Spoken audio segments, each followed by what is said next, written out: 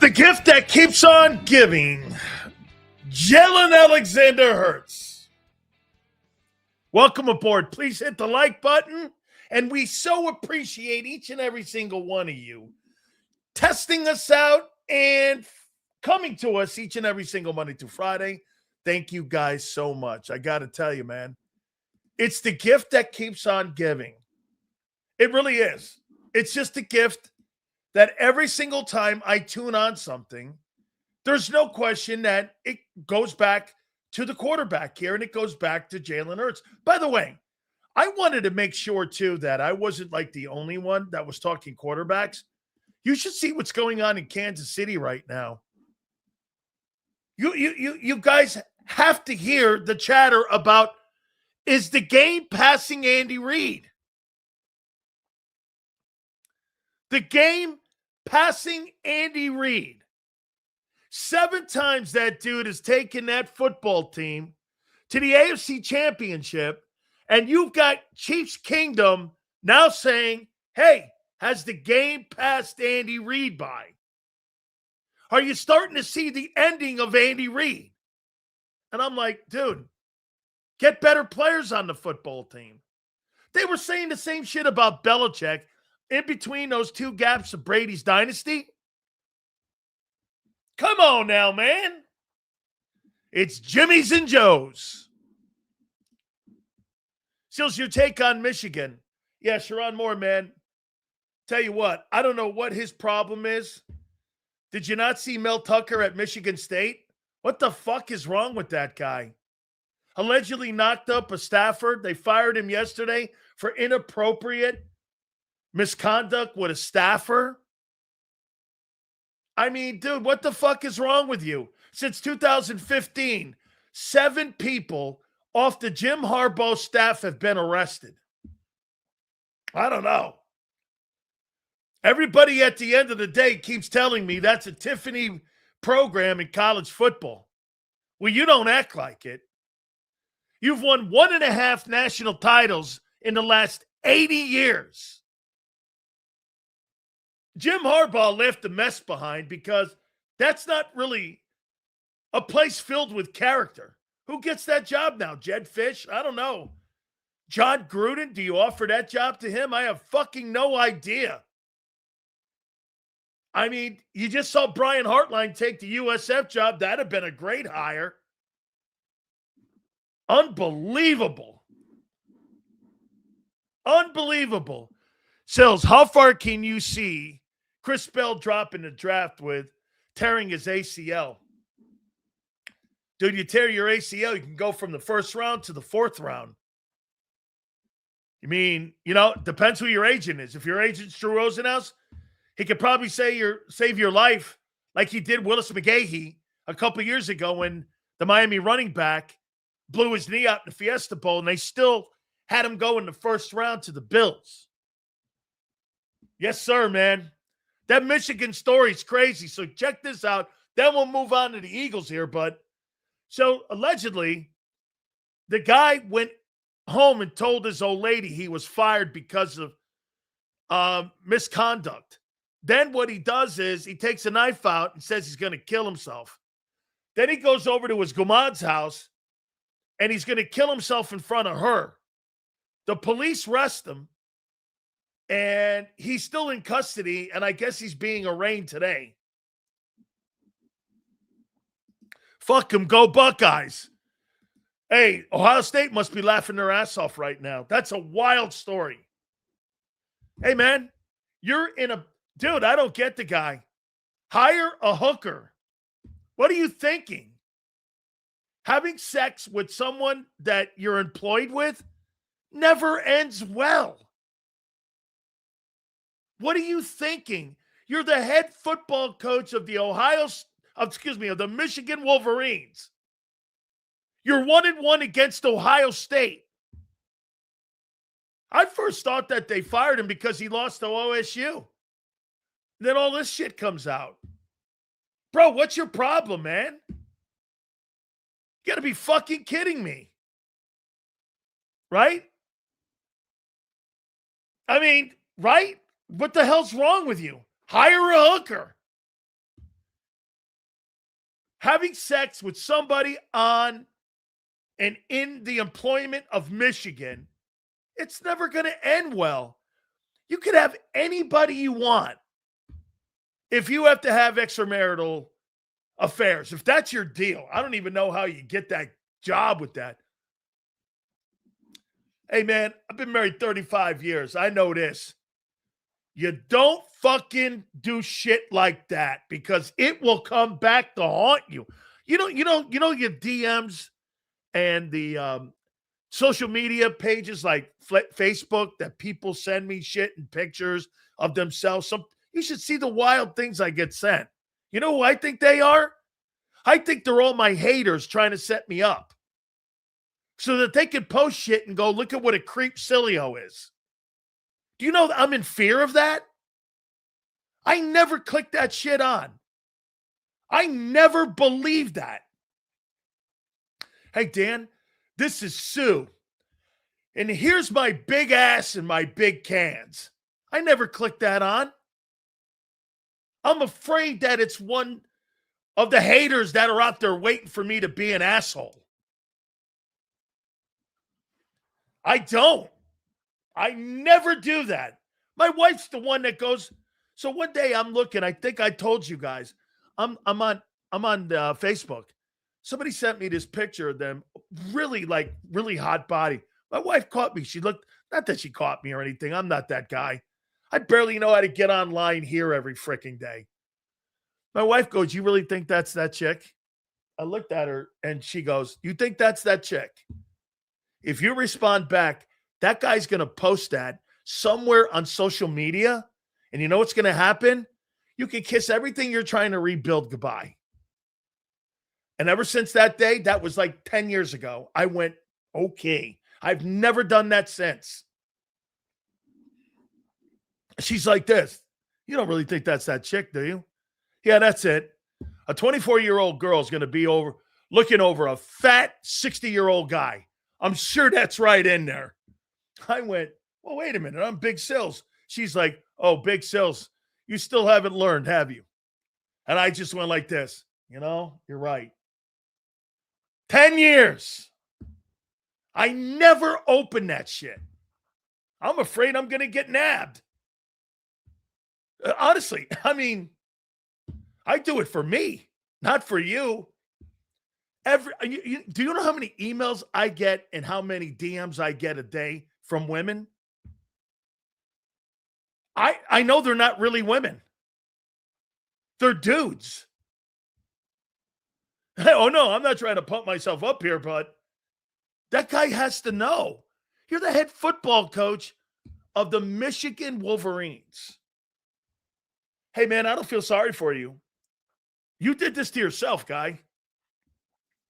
I have no sympathy for him. Hey, I'm not going to make myself feel bad because you don't have character. I don't. I got enough to rebuild my life. Do you know this industry and this business, and I so chose it. It has, there's so many people financially that are ahead of me, unfortunately, that are better than me, but they were smarter than me. This day and age, the traps are real. Absolutely. Jersey. You bet your ass. I'm so fearful of that. Okay? I'm so fearful. I never, like if I go to my DMs right now, I got 50 chicks in there that want to send me something. Same thing on my X account. I don't believe 1 second of them. I know that there are people in the industry trying to set me up. How does he not know that at Michigan? It's never that serious for me to dislike someone to create a burner profile and try to ruin their life. Hey, I mean, okay, I mean, like, I'm not down that lane. I don't go anywhere near that. Look, I'm not the smartest guy on the planet. I've stepped on my dick many times in this business. You know that. That is I have never in my entire life ever been accused of misconduct at work. I've never, ever had that happen. I respect people I work with, especially women who are trying to get ahead in our business. I have never done that.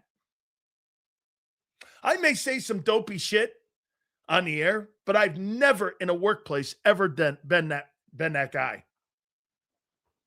When I go on the road, I don't act like that. Been married 35 years. Where the fuck am I going? Crazy to see that story. That's one of the craziest stories I've ever seen in my life. Who gets that job will be interesting. Dave Portnoy is trying to make it seem like, hey, way to go, Michigan. What do you mean, way to go, Michigan? Bro, it's a fucking dumpster fire right now. Ohio State's got to be laughing their ass at you. Guys, I appreciate the super chats. Please hit the like button. Chills, I'm going to use my girl's line. Stop thinking with your little head. How you doing? That's right. Unfortunately, sometimes that guy overtakes the one on your shoulders. All right, so let's get into this. Jalen Alexander Hurts. Have you guys been shocked that the heat's been turned up so much? On number one. Have you been shocked that the heat has been turned up on Jalen Hurts? Oh, I said that on the air. Go make me a sandwich. I didn't say that in a workplace. I said that on the air. And by the way, she's a Gator. So I don't really care. She's a Gator. And her father and her used to go after me in Tampa when I was on the air. She was like a Tampa Bay Lightning skater chick or something. And I hated the Gators, and I still do. I'm thinking I hate Notre Dame more now than I ever did. And her father was a lead anchor on one of the TV stations in town. He used to call up and rip me all the time. So when I got to QAM in Miami, she thought she was going to be cute and say something to me. I said, go make me a sandwich. And everyone, of course, did. Well, half the people thought it was funny. And then I followed up with, hey, let's be candid here. The best thing you could do is jump out of a cake. And so, hey, it got stupid, and I've apologized to her, actually. I told her, hey, listen, seriously, the best job for you would be jumping out of a cake. And so, it got a little more animated, and I probably should have stopped it there. So we'll move on from that. All right?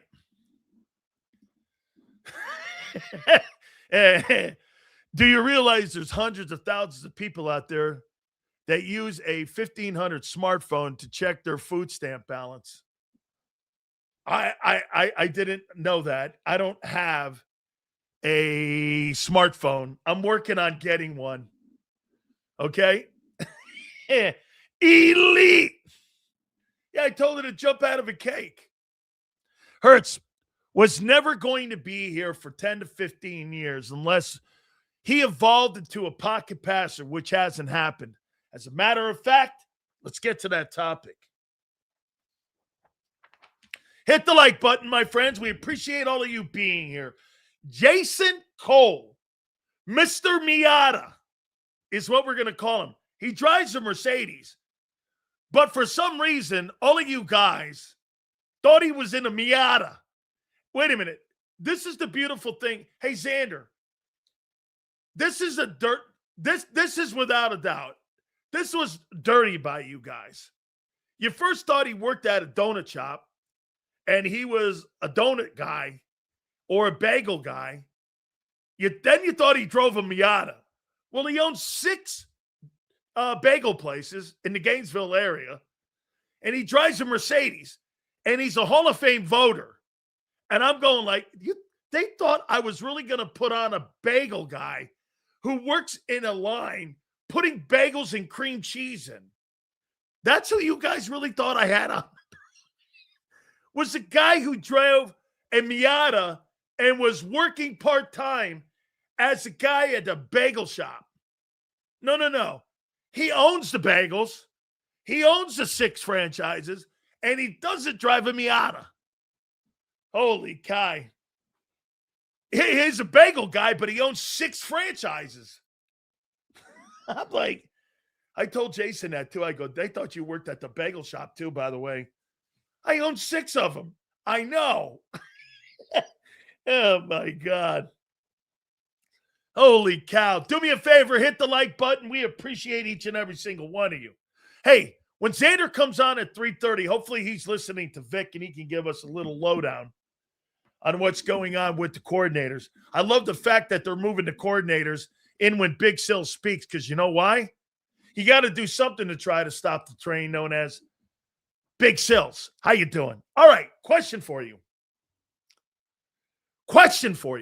Hit that like button. Is Jalen Hurts in a slump? Or is he regressing as a quarterback? Is he in a slump? I keep hearing Xander say this. Well, we know that's not him. Okay? I'll tell you when I did know it was 2023, it was him. And the start of 2004, it was him. Is he in a slump? Or is he regressing? Dude, he had 20 turnovers in 23. Counting the fumbles and the interceptions. Right? I'm gonna. Hey, Kyle, give me the total number of turnovers Jalen Hurts had in 2023, if you can. I thought there were like 15 picks or something like that. And count the fumbles and turnovers in those games of 2023. They went high volume. He turned the ball over. Start of the 2024 season, he was turning the ball over. Okay? Anytime he's been asked to throw the ball, he's turned into a turnover machine. Okay? Sills, 20 in 2023. Love you, Kyle. Kyle's my statistician. Kyle, one last thing for me. How many turnovers did Jalen Hurts have in 2024 in the first 4 games? So let's see here. In 2023, played 17 games. In 17 games, he had 20 turnovers. And they were higher volume passing. Okay? He had 7 in 2023. He played all 17 games. In the first 4 games of 2024, how many turnovers did Jalen Hurts have? And I'm going to make a point to you here. Okay? 20 turnovers. He had 20 turnovers. So don't tell me what you saw the other night was not him. Okay. Kyle, I love you. So get this, folks.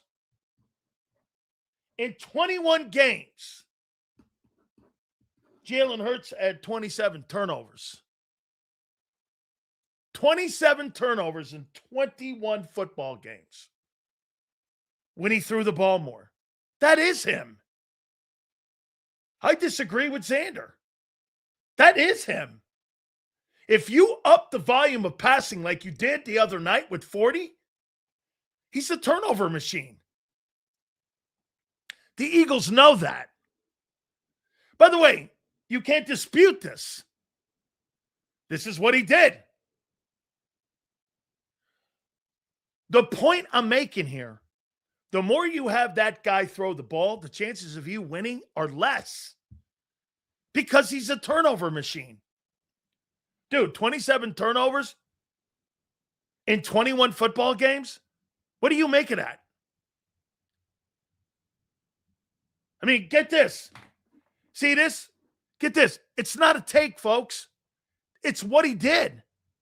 That's not a take. Get this. He thinks that's an opinion. Here's the facts. He had 20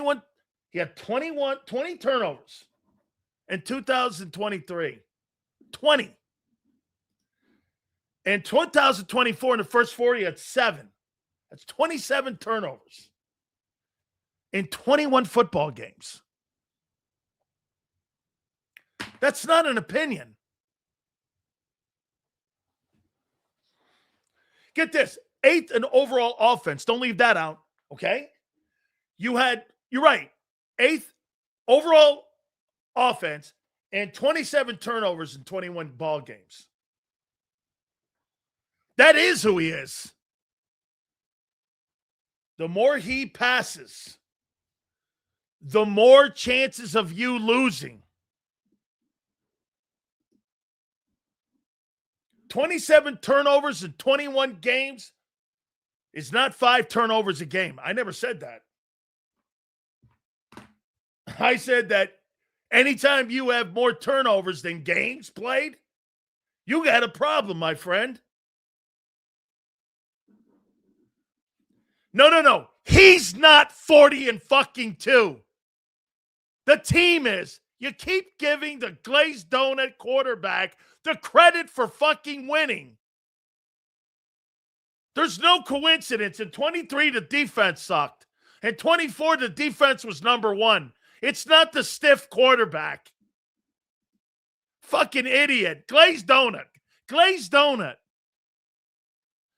Glazed fucking donut alert. By the way, you can't dispute this. This is what he did. Here. He had the most attempts in 2023 and in the beginning of 24. By the way, this is not an opinion. These are facts.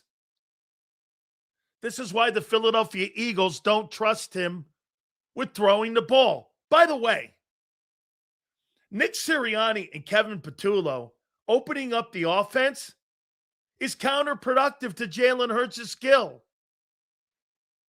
They're exposing him and they don't even fucking know it. The more you throw, the less chances of him winning. And the more he throws, the more his days as a Philadelphia Eagles starting quarterback are going to be dwindling. That's right, James. They're making it sound like it never happened. They're making it sound like they don't want to address that. Let me show you this point. I'll give you the point that, once again, everybody doesn't want to face. The quarterback is regressing because they stopped developing him, because they stopped giving him the proper coaching that he needed. It's plain and simple. All of it works hand in hand. Jalen Hurts, check it out.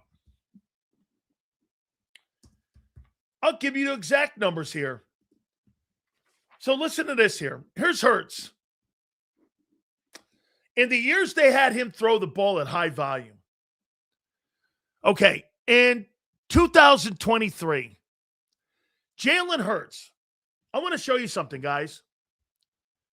Jalen Hurts, 432 passes in 21. 460. These are all low numbers. 2023, 538. Following year, 361. Right now, he's got 382. He's throwing more and he's got more turnovers. You open up that offense more on what you guys want to see, you'll lose to teams like the Raiders. The more volume passing, the more chances of that guy not winning. And get this, that's not a take. That's what he's done. That's who he is. Got to get the run game going. We can't run, so we pass more and we lose. Correct. Yes, because the quarterback's not skilled enough. You can't win a football game throwing the ball. 27 turnovers in 21 games. The time in his career when he was asked to throw the ball the most was 2023 and the first part of 2000. And here, let me take a look at this too. Let me go here with the 2024 season. And let's take a look at Jalen Hurts. Okay, I want to show you something. Here's the first 4 games. 36, 36, 38, 30. Those were the first 4. Okay? After that, 21, 14, 20, 24, 20, 28, 22, 19, 21. Folks, the more he passes, the more chances you have of losing. He throws the football 40 times, you're fucking losing that game because he's a one-read quarterback. By the way, these aren't opinions. These are facts.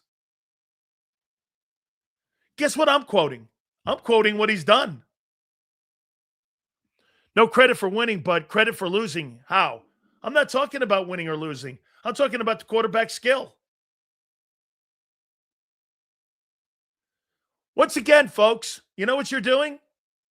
You're giving the quarterback credit for winning, but when the quarterback is needed to win the game because he has to throw the ball, he can't do it. So the quarterback is limited. You're watching it play out in front of you. He can't carry a football team throwing the ball. He never could. He is a turnover machine when he's asked to throw the ball more. By the way, that's not an opinion. I pointed out the facts to you. He's a dual threat quarterback, but the coaching has him only passing. Moronic coaching and handling of growth. Absolutely true. 2 things can be true here. Oh my God, listen, the quarterback may be limited, but the coaching staff doesn't give a shit about it. If they did, they'd hire quality guys. They don't. By the way, they're not off the hook in this. It's too late in Jalen's career for any coach to bring him to the NFL level. Well, then, if that's too late, bring a coach to him. M. Reyes, I'm finished with you. Not debating it with you. You're a fucking glazed donut, guy. So, as much as I hate to admit this season's a wash. Last year broke this team down physically. Maybe. But listen, I don't think this football season is lost yet. I don't. There's not a dominant team out there. Okay? How many Lombardis would Joe Burrow have with this offense? With those coaches? None. They're not good enough coaches for Joe Burrow. They're not quality coaches. Are you really going to put Kevin Patullo with Joe Burrow? Are you fucking crazy? Joe Burrow would look at that guy and laugh at that guy. Get this. Ask yourself this question. Would Andy Reid, if he ever stepped down, would you ever hire Kevin Patullo for Patrick Mahomes? Do you think the Chiefs would hire Kevin Patullo for Patrick? Ask yourself the most important question. Do you think they'd ever hire Kevin Patullo for Josh Allen or any of those other coaches? Do you think they would hire that guy for any of those coaches? Do you? Of course not, they wouldn't. They would never fucking hire that guy for those guys. Why would they hire him for Hurts? I too think Jalen is limited, even more limited, since he doesn't want to use his legs. What's your take on Eagles barely get a win against the Raiders? Let's get there first. Let's get there. Sills, is the coaches or the GM, my understanding, the GM wants yes men, not true NFL guys who, again, know more than Nick and won't take Jalen's nonsense. Yes. Yes. Yes. Howie Roseman has complete control of this. You know how many Super Bowls I think you guys have left on the table? 3. 3. 3 Super Bowls I think you've left on the table. 3. Instead of having 2, I think you should have 3 more Super Bowls. But because of the way you do business and you're fucking hiring, nobody would hire Kevin Patullo for Baker Mayfield. Do you actually think that Kevin Patullo would be hired for Matthew Stafford? They wouldn't be hired for any of those guys. Only in Philly. Right? That guy would never in a million years be hired for a high-profile quarterback. Why is he in Philly? Because the quarterback's limited.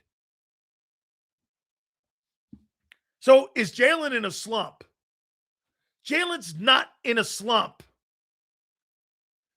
Jalen Hurts is who he is. You up the volume of passing, he's a turnover machine.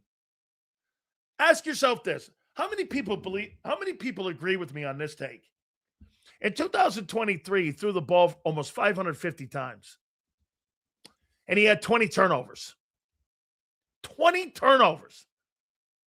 In 17 games. He had more turnovers than games he played in. Fast forward to 24, he had 7 turnovers in the first 4 games. 27 turnovers in 21 football games when they had him throw the ball. So when people in Philadelphia say that game against the Chargers, that's not Jalen Hurts, they're wrong. I have 21 games that shows you that is who he is. You guys are wrong. You're wrong. When you have him throw the ball over 35 times, 35 times, okay? 35 times, that fucking guy loses and turns the football over.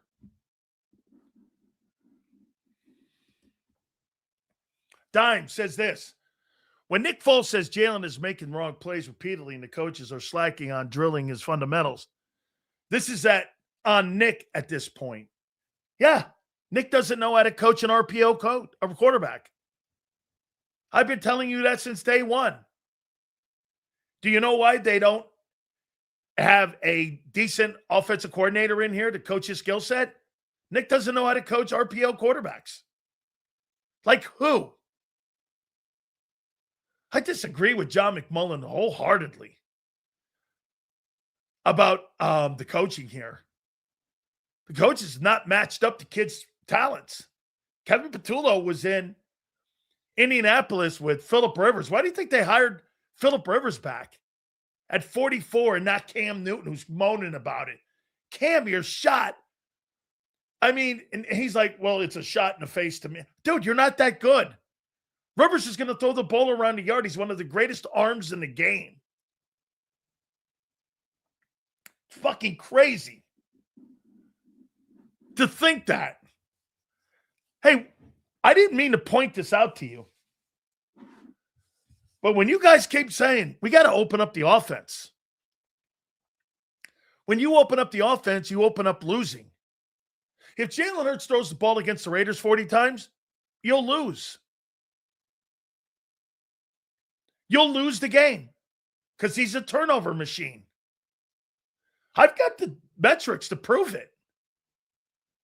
These are games he played in when you asked him to throw the ball. I mean, so slump or regression? I don't think he's in a slump.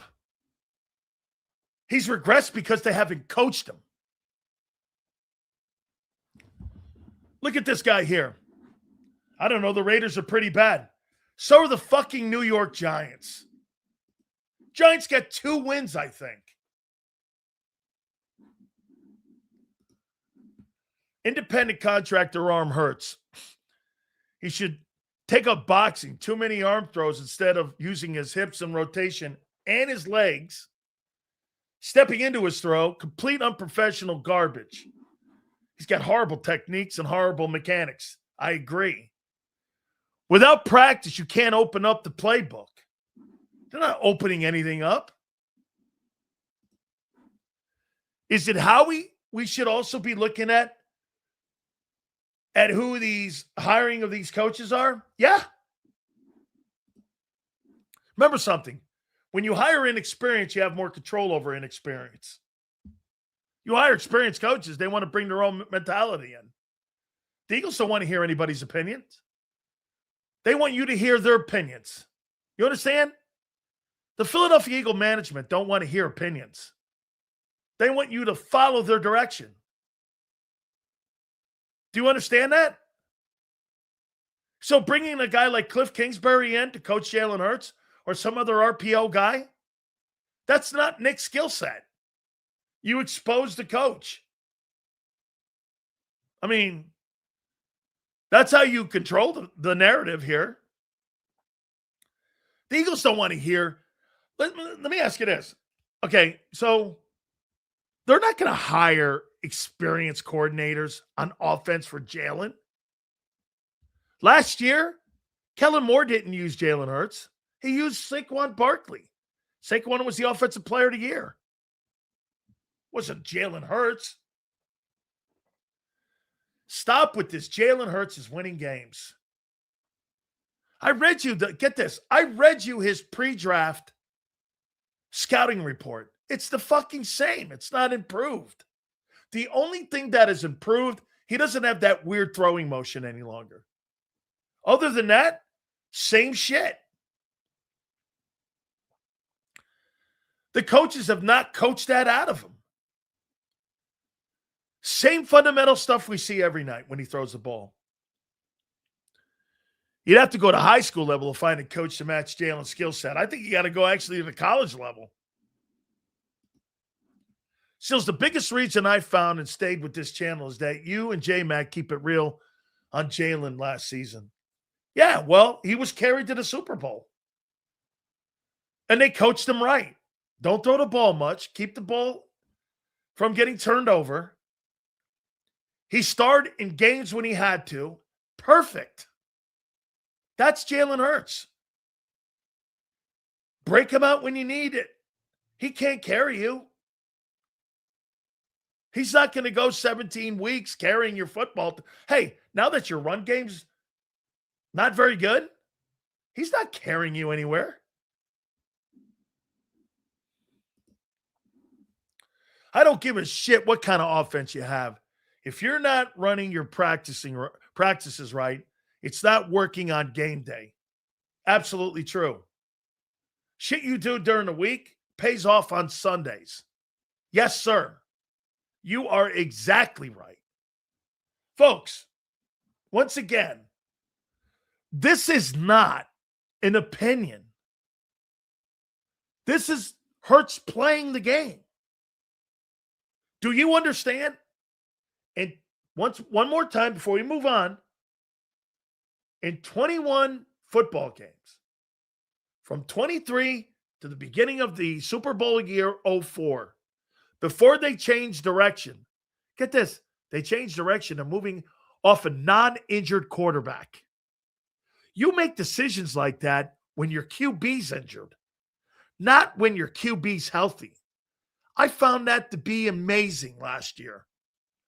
When they stopped throwing the ball, a healthy Jalen Hurts, they went to and said, your number one job now is not to throw the football, it's to protect the football. He said it in the press conference too, yesterday. My number one job is to protect the football. That's right. It's not to make those throws.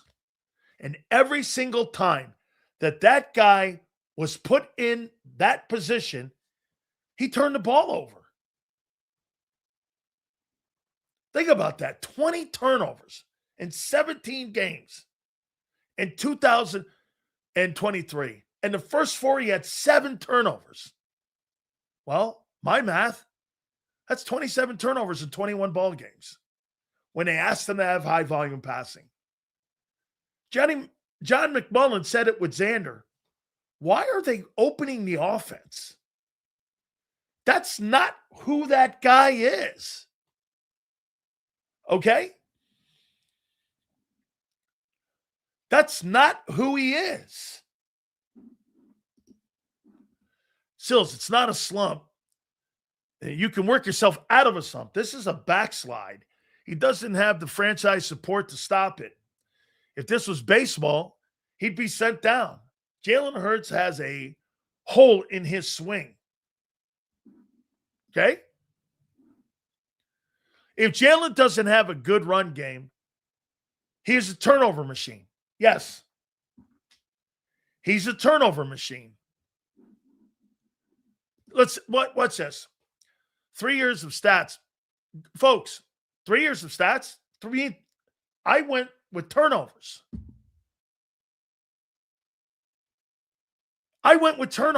Actual playing on the field. When they asked the quarterback at 23 to have higher volume, threw it 550 times, he had 20 turnovers. They started doing that in 24. He had 7. They stopped it. That's not a narrative. That's a fact. Those aren't narratives. Narrative? That's actual play. Get this. Hey, Einstein, the reason I chose those games, because that's what happens when you throw the ball 40 times from this guy. When you throw the ball like you did against the Chargers 40 times, you turn the football over because that's who he is. Yeah, that's the point. Get this. What's this? Jalen is 23 and 25, 23 and 15, throwing the ball 30. Stop with Josh Allen. Are you fucking crazy? Guys, he's turned the ball 27 times over when he had to throw the ball 34 or more times in 21 games. Okay? And for the record, you want to know what his record was in that time? He was 13-9.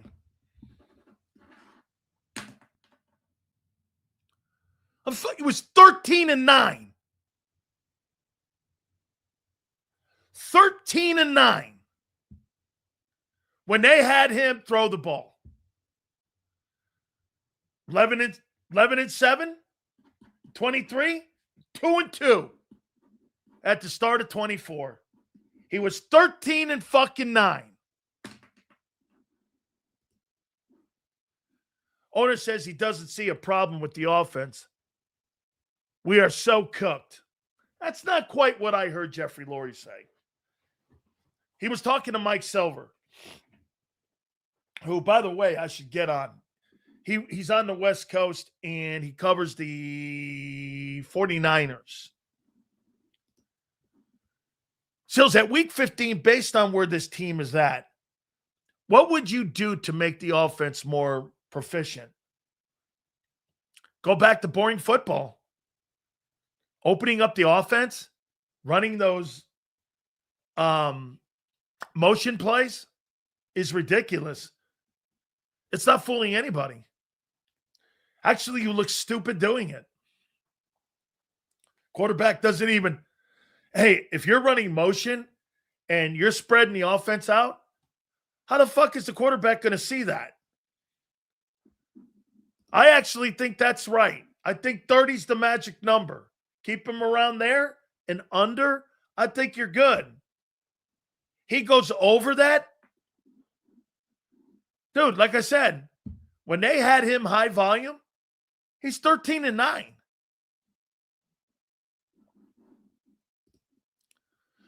Josh Allen is the fucking 10 times better than this guy. Bro, stop that shit. Who in their right mind thinks that quarterback is in Josh Allen's league? You're a fucking you know what? from now on, anybody who says that shit from now on, I will never go to you again because of your ignorance and your glazing of Jalen Hurts. You got to be fucking crazy. If you think Hurts is in that, he's not in the top 15 in talent in this league. Fucking crazy. And for the record, one more time, you don't have to be an exceptionally gifted quarterback to get to a Super Bowl or win it.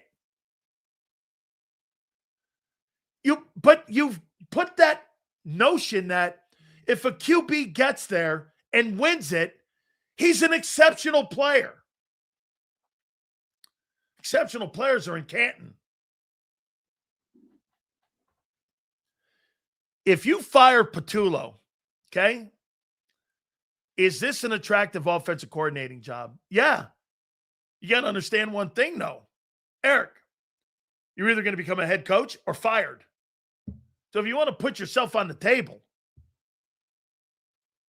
okay, if you want to put yourself on the table like that and go, well, I'm either going to get a job or I'm going to get canned, because the Eagles will use you as an scapegoat. Okay? It's mind-numbing. It really is. It's mind-numbing that people actually say that. It's mind-numbing. You're so in love with it. Actually, those are people that are in love with a different narrative. Hey guys, you fans, I'll take Josh Allen over Hurts every day. And we would kick your ass in the same lineup with the same play caller. Absolutely. Kidding me? Seals, the Eagles ranked higher in total offense with Chad Lewis, Todd Pinkston, and James Thrash. What people, exactly. Curtis, that's a great take. Hurts is going away from the things that he does well. I'm going to get to that topic in a minute, too. Listen to this, guys. This is what this guy says. Our fan base shows its stupidity when you let an overweight nobody gaslight you into thinking your team is winless. I never said that. That's a narrative. So, assuming this season flames out, one and done in the playoffs, or worse, if you're Lurie, do you bring back Nick for another run? You can't fire him and make the owner look bad. Firing a guy with a 10,000 win percentage? You made him. That's your bed. Let me ask you something. How many people think Nick Sirianni's a better coach than Pete Carroll?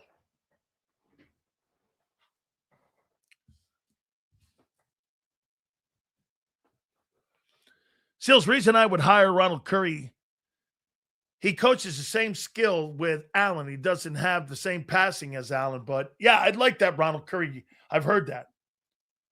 How many people believe Nick Sirianni's a better coach than Pete Carroll, who's won a championship at every level? He's won it at the college level, and he's won it at the pros. He won a national championship, and he's won a Super Bowl. Who thinks that Nick Sirianni's a better coach than Pete Carroll?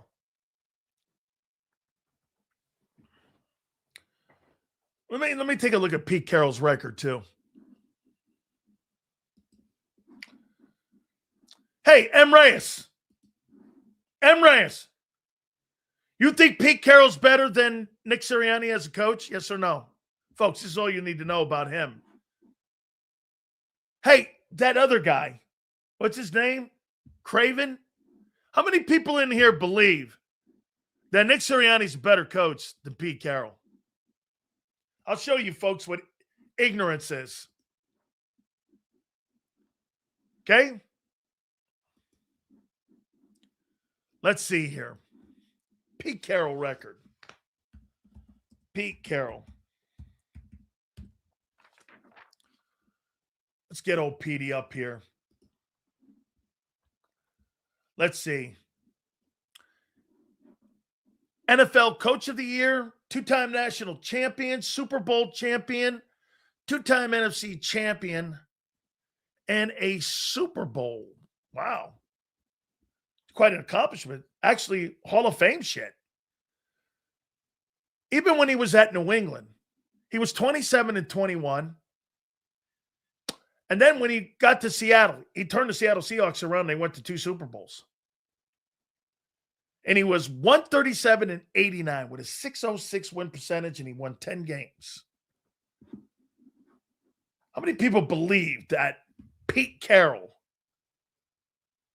or your Nick Sirianni is a better coach than Pete Carroll?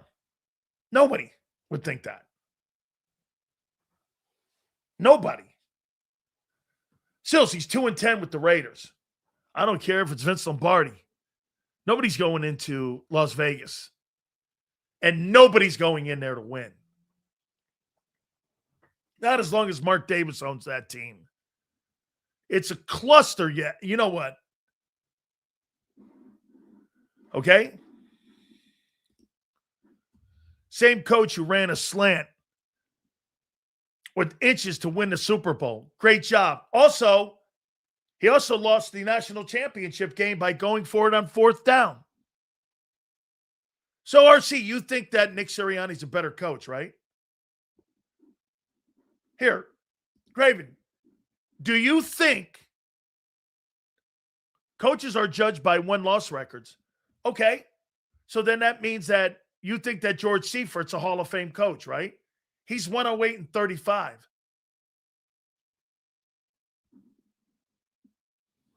So wait a minute. Reyes, is Nick Sirianni a better coach than Pete Carroll? Yes or no? Craven, is Pete Carroll a better coach than Sirianni? Yes or no? Tell me. He is? Here's an idiot.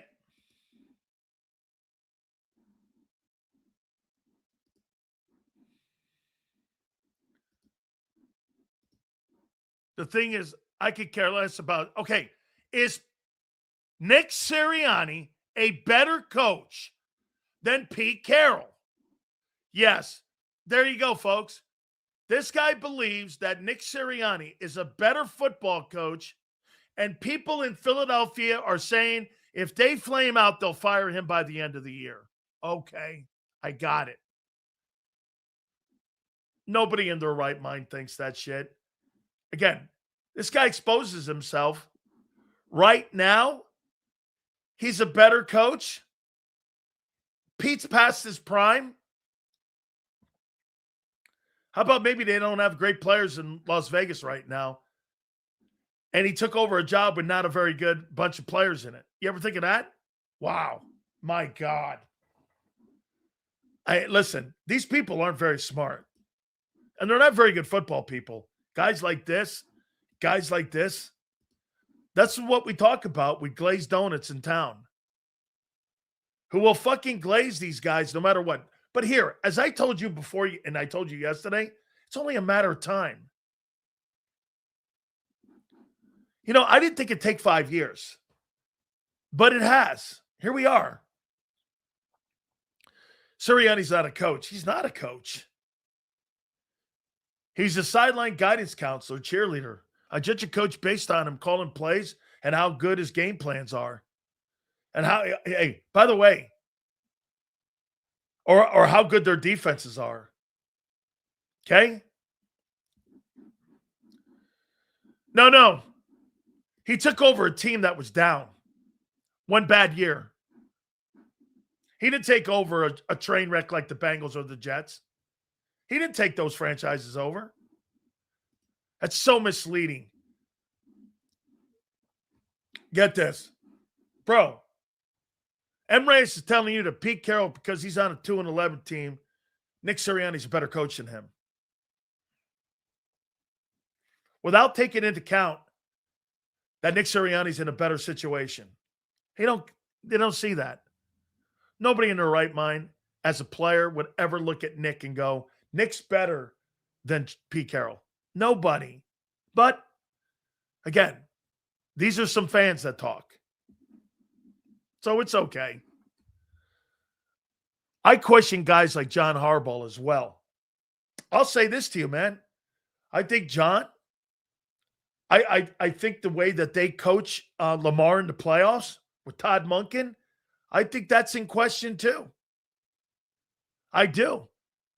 If Lamar Jackson throws the football 38 to 40 times in a game, I think that's fundamentally flawed too. I'm with you, Seals. Too many fucking clown so-called fans there are these days. They're clueless. I feel like there are other trolls who just don't know ball at all. They don't know ball. They think they do. They don't. By the way, you know what they'll do? Hey, and for the record, I'll say it again as I said yesterday. The reason that you're in this position is because you paid a quarterback because he went to a Super Bowl instead of paying him on his skill. That's why you're here. He's the only guy in the league you did that to. If you pay Jalen Hurts on his skill, he'd be a $15 million guy. He wouldn't be making more than Mayfield. Mayfield makes 30. I mean, you paid him for going to the Super Bowl. You paid him because you liked that he was the look of the franchise. When you're paying him on skill, how about this? You're paying for a guy who's a one-read quarterback, who's limited in his progression reading, and you paid a guy who doesn't have near the skill set it takes to win from the pocket. He can't win games from the pocket. That is not an indictment, you fucking dick, on the guy's skill. I can name you multiple quarterbacks who've gone to multiple Super Bowls. Multiple.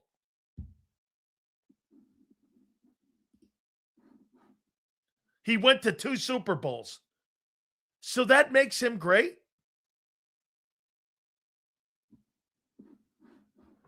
Sills, have you noticed how much the Hurts Glazers get offended and attacked when you don't agree with them? Because they don't want the truth. Remember something. I learned something in broadcasting a long time ago. I realized what controversial was. You want to upset somebody? Tell them the truth. Okay?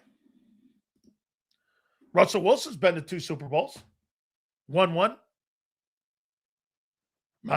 Jim Plunkett's been to 2 Super Bowls and won 1. MVP too. I mean, I've seen Colin Kaepernick get to 1. I've seen Jake Delhomme get to 1. I've seen Jimmy Garoppolo get to 1. I've seen Jeff Hostetler get to 1. I've seen Brad Johnson get to 1 and win it. I don't know. Hurts Glazers are like libs. They don't like the truth or difference of opinions and go personal classic playbook. Absolutely. That's why it doesn't faze me. Craig Morton? Holy shit, I forgot that guy. He actually went to 2 Super Bowls. Kyle, I didn't remember that. You're right. Craig Morton went to 2. He went 1 with the Cowboys and 1 with the Broncos. Absolutely a great pull by you. I had forgotten that. Yes. Sills is right. Only regular season matter. Playoffs and Super Bowls don't mean shit. When it comes to paying players, means 0. 0. Here, folks. I have to prove my point again because of the idiotic people in here. Here. Let's just do this. Highest paid NFL guys. Highest paid NFL players. 2025. Take a look at that. Highest paid contracts in the NFL. So let's go here with this. Here we go. Spot track. I like this. I like these people. Here are the 5. Here. No, let's go here. Who are the 10 highest paid players in the league? Here we go. Let's see if they've ever been to a Super Bowl. Let's see here. Okay, Dak Prescott, no Super Bowl. Josh Allen, no Super Bowl. Burrow, 1. Trevor Lawrence, none. Jordan Love, none. Tua, none. Purdy, 1. Goff, 1. Herbert, none. Lamar, none. Hurts, he's 11th. 4. Parsons, none. Murray, none. Watson, none. Mahomes, there's 5. In the top 17. Hutchinson, none. Cousins, none. Watts, none. Chase, none. Myles Garrett, none. Stafford, 1. Geno Smith, we're down to 28, none. There's been 6 guys in the top 30 that have been to Super Bowls. 3 have won them. So when it comes to paying players, it means dick.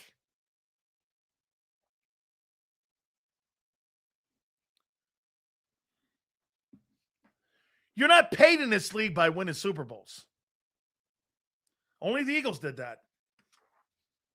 And that's why the quarterback, when you keep asking why he's not like those guys, because he's not talented like those guys.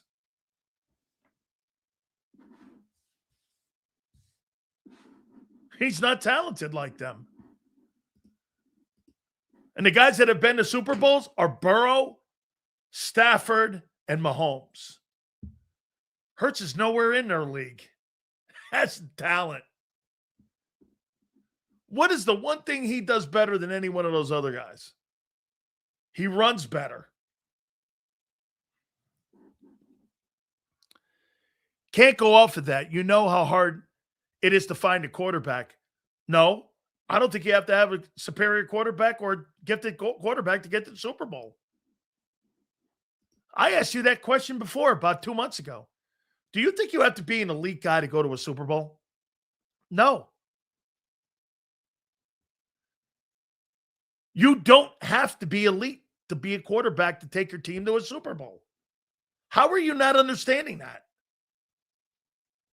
Super Bowls are for fans. Stats are for paychecks. Damn, I hate stupidity. Sirianni's a yes man and a puppet. That's why he's still the coach. I mean, I know. We're going to go 8, 9, 9, and 8.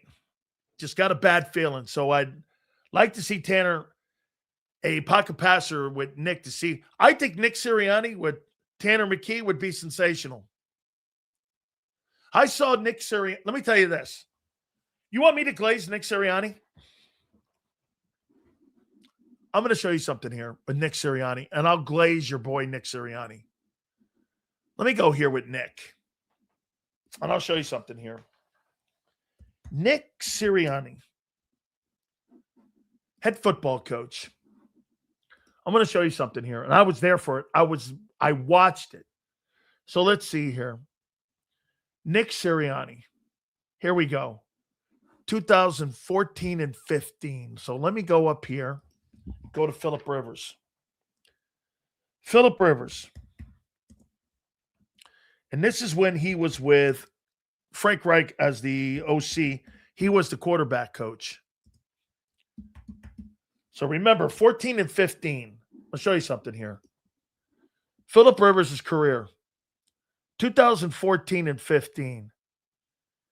Rivers in 2014 2015, he threw for 47.92, the most yards in his career. And Nick was a QB coach, and he threw for 30 touchdowns. He had the most attempts of any quarterback in the league that year, led the league in attempts with 661, and led the league that year in completions with 437, and threw basically almost for 5,000 yards in that year. And Nick was the OC. Nick was the quarterback coach for Frank Reich that year. I was there in San Diego for that when I was working at the Mighty 1090. Okay? And we were airing their games. My point to you is that style of quarterback, Nick would be fucking fantastic with. I saw Nick when Phillip Rivers was in Indianapolis, and he was sensational. Seals, they had KP's house because we lost to Dallas. Could you imagine how those people on Philly will react if they lose to Vegas? Absolutely. They would, without a doubt, I think with a quarterback like a Tanner McKee, that dude would be the perfect skill set guy. Okay? He would be. Seals, them drafting a quarterback high is about the right move. They refuse to develop. I'd trade for a developed quarterback instead of falling down the same trap again. Dude, finding a guy like Hurts is not that hard. A one-read quarterback? You're confusing yourself. You got to get a quarterback. Remember, finding a guy like Hurts is easy. He doesn't have any skill at the pocket. You got to find a guy that won't turn the ball over and buy into that. You're not selling that to Joe Burrow. Hey, don't throw as much. You're not selling that to Lamar Jackson. Hey, don't throw it. Hey, just remember, protect the football. Don't throw the ball. You're not selling that to those guys. Remember, they're telling Hurts, don't throw the ball. Now they're opening the offense up. This is a remedy for disaster. Let me say this to you. If he throws that football against the Raiders, they'll lose. It'll be self-inflicted, not because the Raiders are better than you. Remember, you're losing games because you're being stupid right now. Like, you lost that game to the Chargers because you were stupid. You threw the ball too much. Middle of the field and all. This guy can't see that shit. Sills, yes, we paid Jalen Hurts because of the Super Bowl, but only because he had an OC coach in Shane Steichen who put Jalen Hurts in a position to succeed. As flawed as Hurts is, this franchise has failed him, completely failed him. Their inabilities to hire the right people are ridiculous. Here, did you hear this dumb shit? It's easy to find a guy who can outplay. Yeah. Outplay Mahomes. Stop putting Jalen Hurts. Bro, so Justin Herbert's 2-0 versus Jalen Hurts. You're telling me that Justin Herbert's a better player than Patrick Mahomes? Because he's 2-0 versus fucking Jalen Hurts? Herbert's 2-0 versus your boy. So I'm guessing now that you think that Hurts is better than Mahomes because you think he outplayed him. How fucking dumb is that? Herbert's undefeated versus, if you want to go down that lane, he's undefeated against the Eagles. I mean, so let me guess. Mahomes, Herbert's better than Mahomes in your metric. Even if Hurts gets better, he's not. 6 years, dude. No matter what, we have to draft a quarterback this year. We have to draft a QB this year. Last year of McKee. Oh, by the way, that's a great comment. Are you giving Tanner McKee a contract at the end of this year?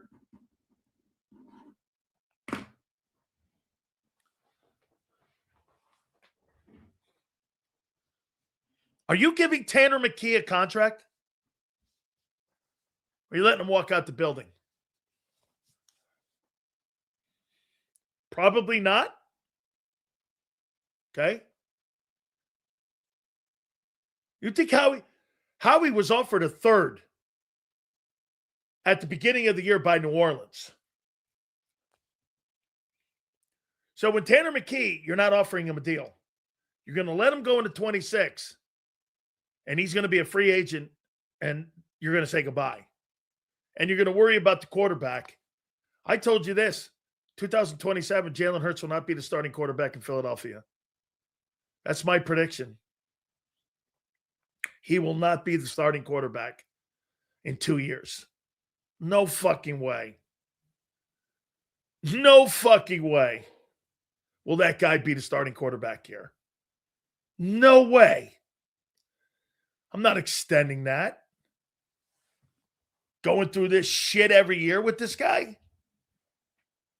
Issues in the pocket. I'm not extending that guy. Give a fuck who he is. Time man of the year. He stinks in the pocket. $5 million to keep him in the building? Dude, you do know that quarterbacks right now are at a premium. He might get $10 million to go somewhere and try to be a quarterback somewhere. I'd like to see Tanner McKee with Sean McVay. I'd like to see him with that. Some decent coaching. Let's see here. Phillip Rivers, 2020 stats under Sirianni as OC. 41-69, 24 TDs, 11 turnovers, a 97 quarterback rating. Yeah. That's Nick. Nick is Phillip Rivers. Why do you think Jalen Hurts watches film on Phillip Rivers? I don't know why he does. That has nothing to do with his skill.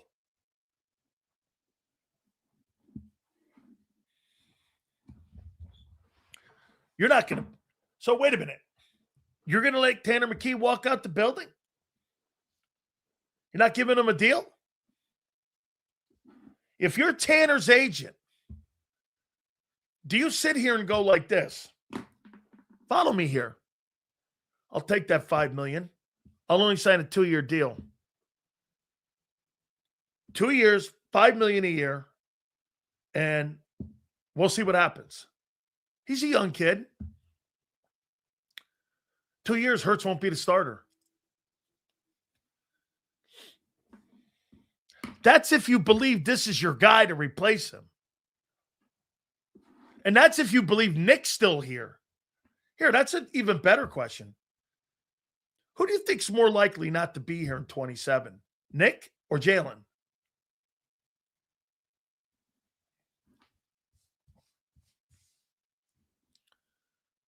Nick or Jalen at the start of 27?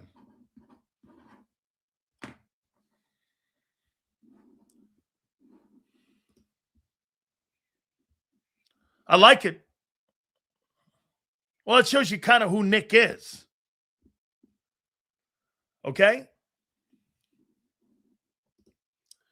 Depends on how bad the season ends. Okay? Well, you're going to give Jalen Hurts a chance. I would. I'd give Jalen a chance in 2026 to dig his ass out of this. If this continues. By the way, he's not in a slump. He's a turnover machine when you ask him to throw the ball more. And I got this from John today, actually.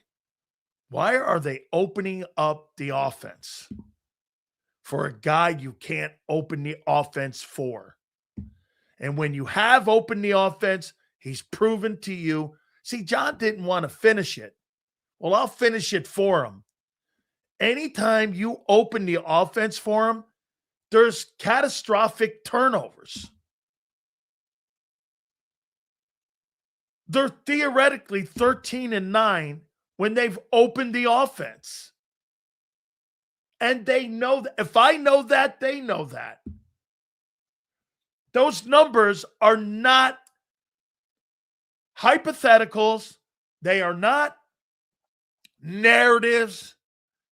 He's got 27 turnovers in 21 games when they opened the offense. And when I hear people tell me that's not who he was Sunday, that's exactly who he is. When you throw the ball more than 35 times in a game. That's exactly who he is. Dude, there's 21 games to show you that he does that. This is not 2 games. By the way, like I said, it's not an opinion. That's not an opinion. 11-7. When he went 550 in attempts. You know, he's never been anywhere near that number. And he had 20 turnovers. Okay? First 4 games in 24. 7. They were 2-2. My book, with my Miami math, that's 13-9. You're a tick above 500. They know that.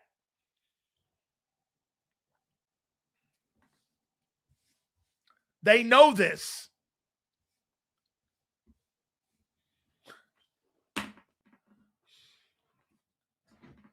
That's why opening the offense, you got to be kidding me. If you open the offense, you are opening the offense for guess what? For more opportunities on turning the ball over.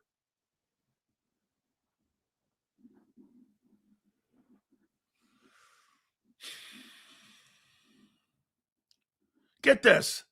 This is absolutely a fucking lie. In 2023, he had 550 attempts and 20 turnovers. He was at a 34% or 34 attempts rate in the first 4 games last year, and he was 2-2. They pulled it back under 25, and they went on a streak. This guy's full of shit. By the way, he's disputing the facts. He's trying to create a narrative. I'm telling you fucking facts. I'm showing you the facts.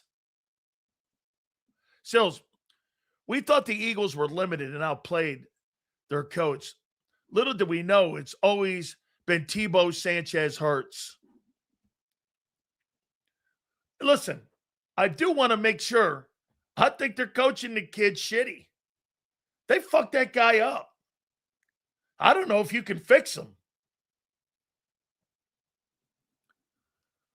Nick didn't draft Jalen. Has Nick earned a right to draft his own quarterback for his offense? No, he hasn't. You know why he hasn't earned the right? Because he doesn't have any rights to run his team. Seems like he probably should, but Nick has no power. That's right. Nick has no power in Philly. That's right, Jace. Nick has no power. And when he does, he elevates the wrong people.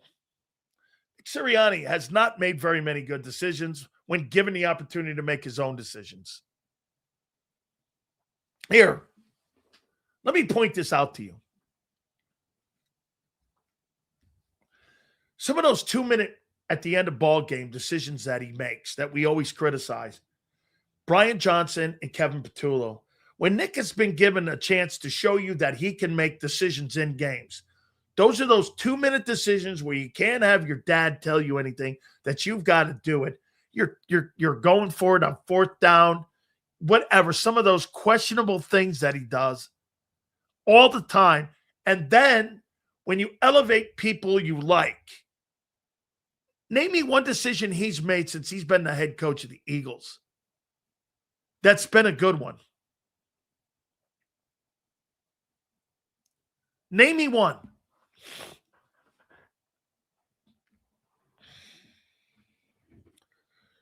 Hey, you know where I can go with Vic?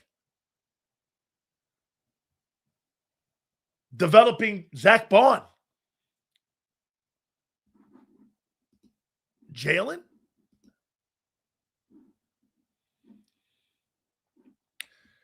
Name me one decision. He didn't draft Jalen. Jalen was here already. Jalen was drafted by Doug. He didn't make that decision to draft him. Stills, maybe Nick and KP are opening up the offense this late so they can expose Hurts. If Howie and Laurie accept Hurts as the real issue, it takes. Yes. Okay.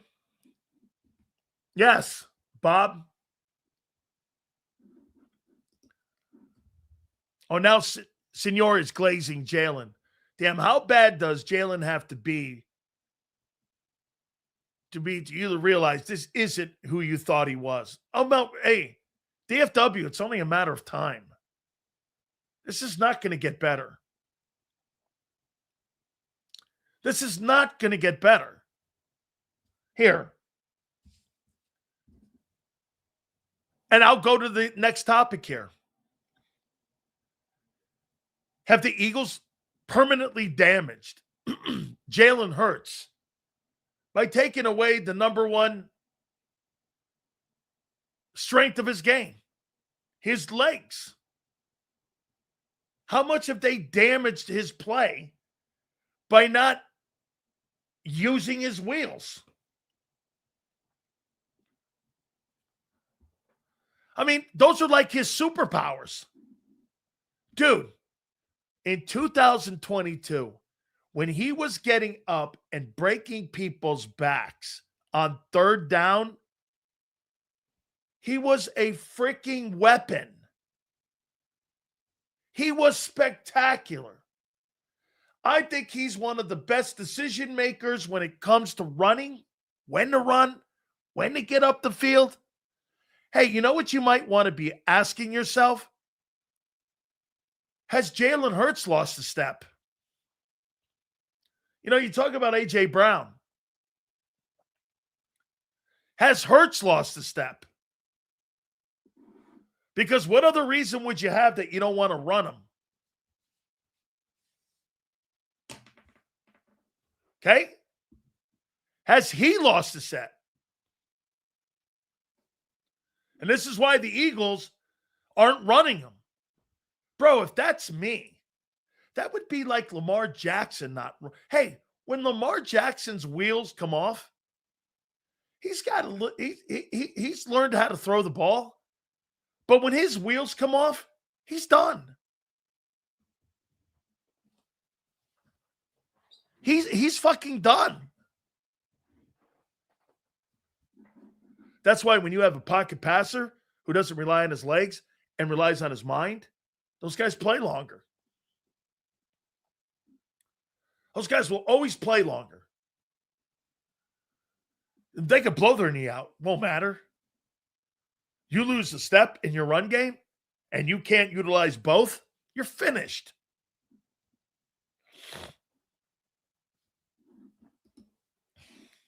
Stills, defenses have just learned to completely disrespect his passing game.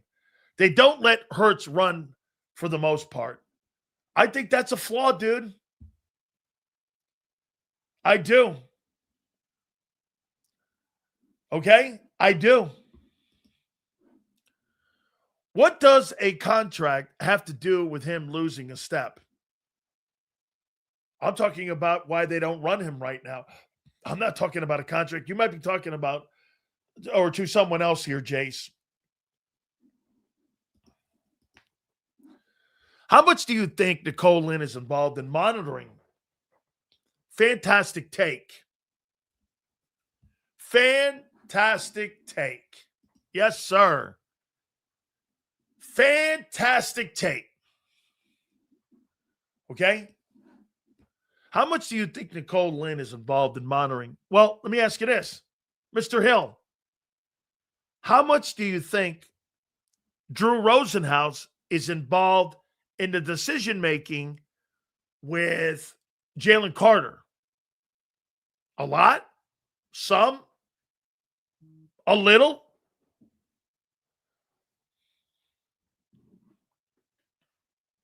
Right? Agents have a big say in this. Agents have a massive say when it comes to this. They have a massive say, okay? So Nicole Lynn's probably telling them, hey, you want to be perceived like the rest of those guys?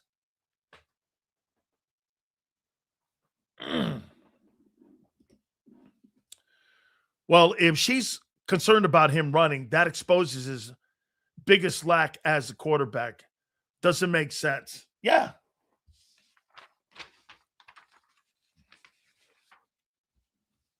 Is Jalen Hurts in a slump? Or is he regressing? I heard Xander. I got this topic from, by the way, make sure you check out Birds 365. These fucking guys do a great show. And I don't glaze anybody. Because I'm the greatest guy that's ever done this. And guess what? Those guys, especially my boy, he's come a long way, man. He's got a great keen for the show. And I implore you to watch that thing, okay? So I heard Xander go like this. Well, we know that's not Jalen Hurts. And I went like this. Interesting. Well, let me take a look at that. You know, Big Sills. I'm like a fucking doctor of sports talk. I'll break any goddamn thing down. So I went back in his high volume 23 year and I go, oh, the guy had 20 turnovers. Interesting. In the first 4 games of 2024, he had 7. Okay? 21 games, he had 27 turnovers because they upped the volume in passing. Well, on Sunday, he had 40 attempts. He had 4 turnovers in it. 5 turnovers. 4 interceptions. John McMullen said it right this morning. You know what he said? Why are they opening the offense? Why? You're opening yourself up for more ability to be able to lose ball games. We shall see. Pete Carroll. That was a great conversation. Some of you in there actually think Pete Carroll, that Nick Sirianni's a better coach than Pete Carroll. Okay. All right. By the way, Jason Cole at 4:30. And without further ado. Yeah, I like that fact too. People in here thought Jason Cole worked at a bagel shop. Hey, they thought Jason Cole, an NFL Hall of Fame voter, worked at a bagel shop, Mr. Bagel, and they thought he drove a Miata. I'm like, wait a minute, hey, Jason, you know, they thought you drove a Miata. And I go, by the way, they thought you worked in a bagel line putting Philadelphia cream cheese on donuts or on bagels. And he goes, what? I go, 6 of them. I go, I know. All right, so he's later. Without further ado, the seatbelt. Thanks. Hey, Sue, the seatbelt bugs you, doesn't it, honey? All right, honey, you sit back and you take heed of what Big Cells is going to say here with Big Z. We bring in now our friend, Big Z, Xander Krause. Now, big week for the Philadelphia Eagles. What's up, Big Sills? How you doing, brother? Is it a slump or is he regressing? Well, it depends how you look at it. I think it's a slump because it hasn't been long enough, but I don't think he's changed in the past game. I think the running is what's changed about him as a quarterback. Talking about him individually, not talking about the team. I mean, if he's not going to run, he's a different ball player. Oh, yeah. You know, and I don't know if that's him not wanting to run. You know, a lot of quarterbacks get to that age and they're like, you know, I want to play deeper into my career, all that stuff. So I don't know if it's self-inflicted in terms of he doesn't want to run anymore. If the team, maybe the owner doesn't want him to run, I don't know. Maybe the coaching staff, I don't know. So I don't know if I could say it's regressed because I don't think he's changed much in the pass game. I mean, he's gotten small improvements, but, you know, the macro problems in the pass game are the same today as they were when he was drafted. So I don't know if he's regressed, but I don't think he's he's changed the narrative on the type of player he can be. He's a dual threat guy. He's either going to be a dual threat guy or not, or he's going to be below average. That's right. So, well, let's go here. You think he's lost his step? I mean, you could easily make that argument, couldn't you? Have it. Yeah. And look, I see people online like denying this reality. It's like, dude, do you guys watch the games? Every time he runs the ball, he sits on his ass in like a yard or two. Anytime a defense, comes near him and you can, feel him close to you, he goes down. Whatever, it is what it is. But that's certainly a change from 22. He kind of ran like a madman in 22. I mean, he was juking. Yeah, he would juke people. He was a weapon. Does everybody remember the Saints touchdown, his first year starting, where he puts his foot in the ground, jukes, goes left? I mean, he had a lot of those runs. So he's definitely a different type of runner now. Again, I don't know if that's because he's lost a step athletically or it's more of a choice, whether it's him, the organization, or Howie or whoever, Nick. I don't know. I don't really think he's lost it athletically. Do you? He still looks like he's fine athletically to me. No. Well, let me ask you something here. Do you believe – let me take you back to Carson Wentz for a second. Carson Wentz, was it the Seattle game that he got knocked out of? Carson? Yeah. That was the playoff game. Was that the playoff game he got a concussion in? Yeah, was that 2019? What was that, 2018 maybe? 2019, yeah. I think that was 2019. It was the year. Right? I thought it was a year before the 2020 season. Yeah, then that was the night. I was at that game at the link. Yeah, me and my brother were at that game. So when he got knocked out of that game, I wonder how Wait. Are you talking about the concussion or the knee injury? The concussion. I know the Rams. The Rams game at the Ram game was the knee. Yep. That was 17. Yes, correct. Okay, and 19 was the concussion in the Seattle game, right? Gotcha. Okay. Yeah, that's it. How much do you think that goes back into the organization, where the organization says, the one thing that we can't have our quarterback do, we can't have our quarterback banged up like that.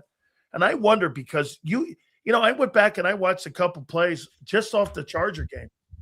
You're right. He doesn't throw his body in reckless. And I'm not saying you should. I don't want you looking like Jackson Dart. I don't want that kind of bullshit, but boy, he slides on. It looks like business decisions.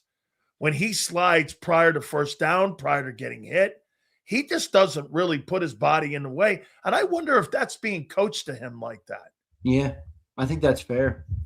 I think that's definitely a part of it. I mean, look, this team is. Did you hear Jeffrey Lurie's comments? I did. He talked to Mike Silver. Yeah. What a load of bullshit. Total. He thinks the offense is fine.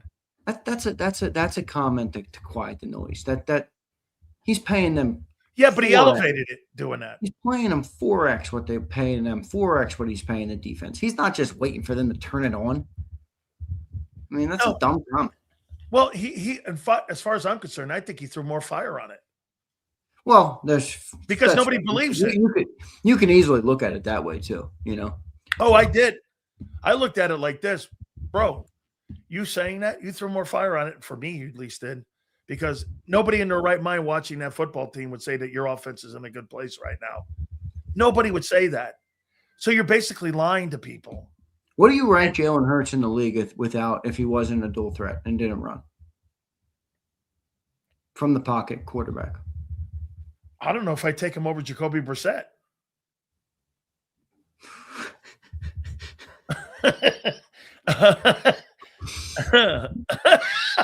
You asked me. I want your honest answer. I don't know where I would take him if he didn't have the legs, But here, let's play the game here for a second here. All right. Let's play the game, okay? And let's see how many teams that you would take. Okay, would you take him over Drake May? No. Would you take him over Josh Allen? No. Would you take him over Tua? Strictly pocket passing? Yeah. No, I wouldn't. He's not a better passer than Tua. I don't know. I might take him over Tua. Tua's been really underwhelming. Well, I'll tell you what. Right now, they got 2 less losses than you. Oh, my gosh. They're coming back now, too? Let me see up where he Tua. is this year What in kind of his numbers passing. does Tua have? Let me see. Yeah, let me see Tua's numbers here. His interceptions are high this year. He threw for 4,600 in 2020. He led the NFL in passing.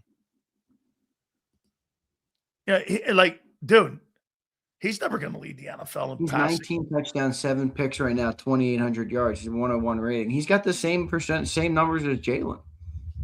Okay. Like I said, would you take him?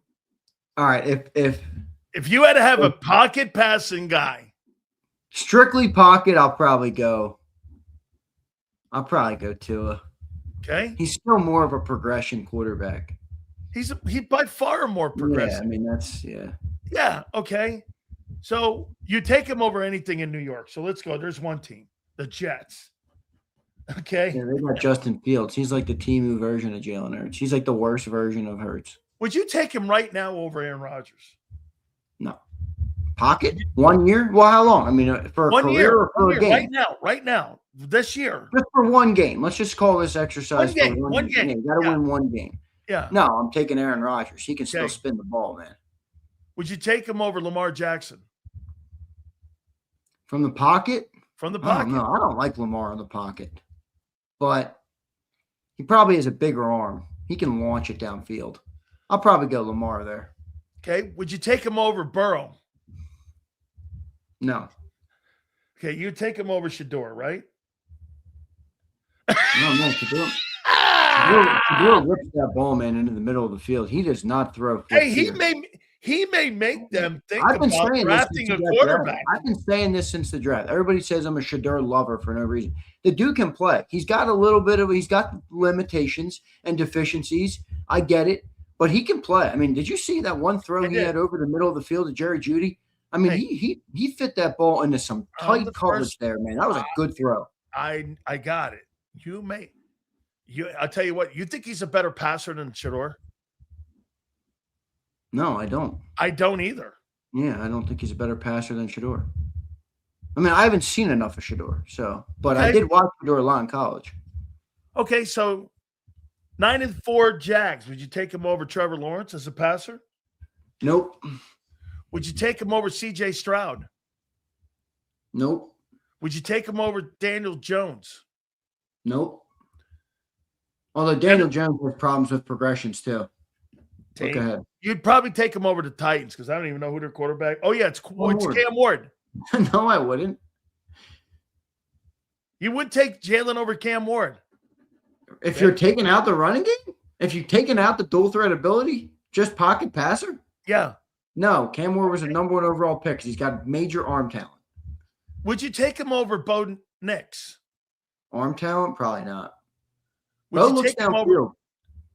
Would you take him over Justin Herbert? No. Mahomes? No. This exercise is a tragedy. I can't believe I made you do this. How about this? The Raiders. Who's their guy? Kenny Pickett. Can it flick it? Give me Jalen over flick it. Come on, man. So we'll do Raiders. So out of the AFC. Give me Jalen over flick it. Watch this. Out of the AFC, Jets and Raiders are the only teams that you would pick him over as a pocket guy. So let's go to Cowboys. Dak, no. How about as a pocket guy, Jaden Daniels? I think Jaden Daniels is way overhyped, but we'll see. I'll still take Jaden from the pocket. Jaden, okay. How about Jackson Dart? Push. I like that. I think Dart has a lot to prove in the passing game. Yeah, but I like him. Yeah, you like him because of the toughness. Yeah, you don't like him because of anything he's wowed you with the arm. No. He kind of has a pedestrian arm. He does, but he's wowed Vic too. Yeah, I think he's wowed Vic because of the off-schedule ability to make plays and kill your defense. That Jalen had in 22 as well. Yeah. All right. How about Jordan Love as a passer? No. How about Caleb Williams as a passer? No. Caleb Williams has crazy arm ability. How about Golf as a passer? No. J.J. McCarthy for sure. Yep, I'm taking Jalen over J.J. Okay. How about Baker Mayfield? No. About Bryce Young. No, Bryce Young has got a great arm. He's come on a lot. Dude, if that kid was 6'4", Bryce Young would be the best quarterback in football. That kid is good. Man, I'm so proud that he's come back the way he has. I know. I don't know how long it's going to last, man. He is Well, they're in a small. tie right now for the NFC South right now. Yeah, we'll see. How about, okay, would you take him over? Tonight you're going to see Kirk Cousins. Would you take him for one game of 2025 over Kirk In Cousins? 2025, I'll probably – did you see Kirk Cousins' first game start? Although, prime Kirk Cousins could throw the ball, man. Prime Kirk Cousins could throw the ball. Who are you taking? In 25, I'll probably go Jalen in 25. Okay, Jalen. Falcons. Okay. Remember, you're asking me this exercise off a 4-interception performance when they asked him to be a passer. This is not a ripe time. I'm not basing it off of the Charger game. I'm basing it off his ability. Yeah, I am too. Okay. Saints, I mean, you take him over. No, Tyler Shuck is good in the pocket. Well, you're convincing me when you do that, you know. Jalen's not a pocket guy. The exercise we're running is take away the running game. Jalen's not a good quarterback if you don't let him run. What's his name? Taylor Slock? I don't know how it is. Shuck or something? Shuck. I don't know. Where do you get that pronunciation from? I don't, because I don't really care what this guy is. I don't get that one. Where do you play? Louisville? Yeah. Yeah. Okay. Would you take him over him? No. Okay. Not from the pocket, no. Hold on. Okay. Not over Stafford. Not over Darnold. Would you take him as a pocket passer over Purdy? No. Okay. No. Agreed. Would you take him over Kyler Murray as a passer? Oh. Yes, I hate Kyler Murray. I shouldn't say hate. Hate is not the right word. Right. I am not a fan of Kyler Murray. I'm not a fan of any of these guys, by the way. They're all football players. Stop putting so much faith in football players, everybody. All right, so here's what Xander has come to the conclusion of Jalen Hurts' ability in the pocket. It's a push in New York on Jackson Dart. He would take him over the Jets quarterback, the Raiders quarterback, the Vikings quarterback, and the fucking Cardinals quarterback. These are the shit sticks of the fucking league. And he would keep the Titans guy. Oh, holy shit. The exercise from the pocket. Ready? I got a worse one for you. From the pocket. Hurts or McKee? McKee. Yeah, McKee. Oh, yeah, McKee. Phillip Rivers or Hurts? Oh, man. No way. Oh, Phillip. He never had a big arm to begin with. Bro, he's going to start on Sunday. Yo. You know, what do you think, Phillip? I think Phillip Rivers is going to get one hit and go back to retirement. No way. He's a tough fucker. I know him. No way. And by the way, here's another guy that's a 6'7", 6'8" guy. He's not big people, man. By the way, somebody asked him his weight. Dude, he's got like 10 or 11 kids. I'm telling you, that guy's like the greatest Catholic ever. I fucking love him. Did you hear what he said? Somebody goes, "Hey, man, when you walked off the field against Buffalo, what was the playing weight then and what's the playing weight now?" Yeah, I heard that. He's like, "I ain't going to tell you right now what my playing weight is, but it's significantly higher." It's significantly higher. Oh, my God. So look at that, what the exercise we just did. I mean. Well, we knew this, though. I knew this, but Jalen's always had a really good ability. All of Jalen's ability, for the most part, comes when you're outside the pocket in playmaking mode, whether it's running, whether it's looking downfield, whether it's when a play breaks down and he points to AJ to go long. That's Jalen's knack. I mean, that's always what's made him such a tough competitor, and that's why the running game was so good last year. I mean, when you have that and you can run the football, you know, and your quarterback can get out of the pocket and make a play downfield like that, yeah, you got the 24 Eagles that dominates their way to a Super Bowl. But if you don't have those other pieces around them and Jalen's not going to run as much or escape the pocket as much, we got a whole new conversation on quarterbacking. I mean, I think even if you gave Jalen Hurts truth serum and said, you know, where's your strengths as a player, he would not say in the pocket. He doesn't like being in the pocket. Everybody watches the same games I do, right? I know. He's got happy feet in the pocket. He doesn't. He's uncomfortable in the pocket. So that's not his game, you know? I mean, the exercise we just ran was taking him out of his game. Yeah, it's the results. Yeah, but that's what the Eagles are doing now with what your comments were this morning. I heard you and John saying, well, they're getting accolades for opening the offense. Well, if you're opening the offense, that means you're trying to create more passing. That's not his game. That's what the reasoning for the exercise was. Xander, we just did that exercise because I heard you guys saying they're opening the offense. I made a point to you here. Do you know in the 2023 season, I know you heard this, he had 20 turnovers and 17 ball games. In the beginning of the 04 season, he had 7 more turnovers. Bro, that's 27 turnovers in 21 games. Okay? Well, when you take some of that other stuff away, yeah, that's kind of what he is. I mean, that was what he was in the first 4 games last year with Kellen Moore. And Kellen Moore knows how to call an offense. Remember, does anybody remember this? Personnel? He knows his personnel. Does everybody remember something about? I think people forget this about Kellen Moore. Not that it means all that much, but he was a Heisman Trophy finalist. Yes, as a quarterback. Yeah, Boise State. I think he threw for almost 4,000 yards and 35 touchdowns that year. I think he threw for like 14,000 or 13,000. I'm pretty sure that, if I'm not mistaken, that was the year Cam Newton won it. I think. Could have been. I think 2000. What was that? 2009, 10. Kellen Moore had like over 12,000 yards passing in college, I think. Yeah, Kellen Moore can play, and he had a good pass game. And when they ran Kellen's pass game, Jalen had a lot of picks. He had 3 in the first game. Remember? There was the Packers in Brazil. I'm pretty sure he had 3 picks in that game. He did.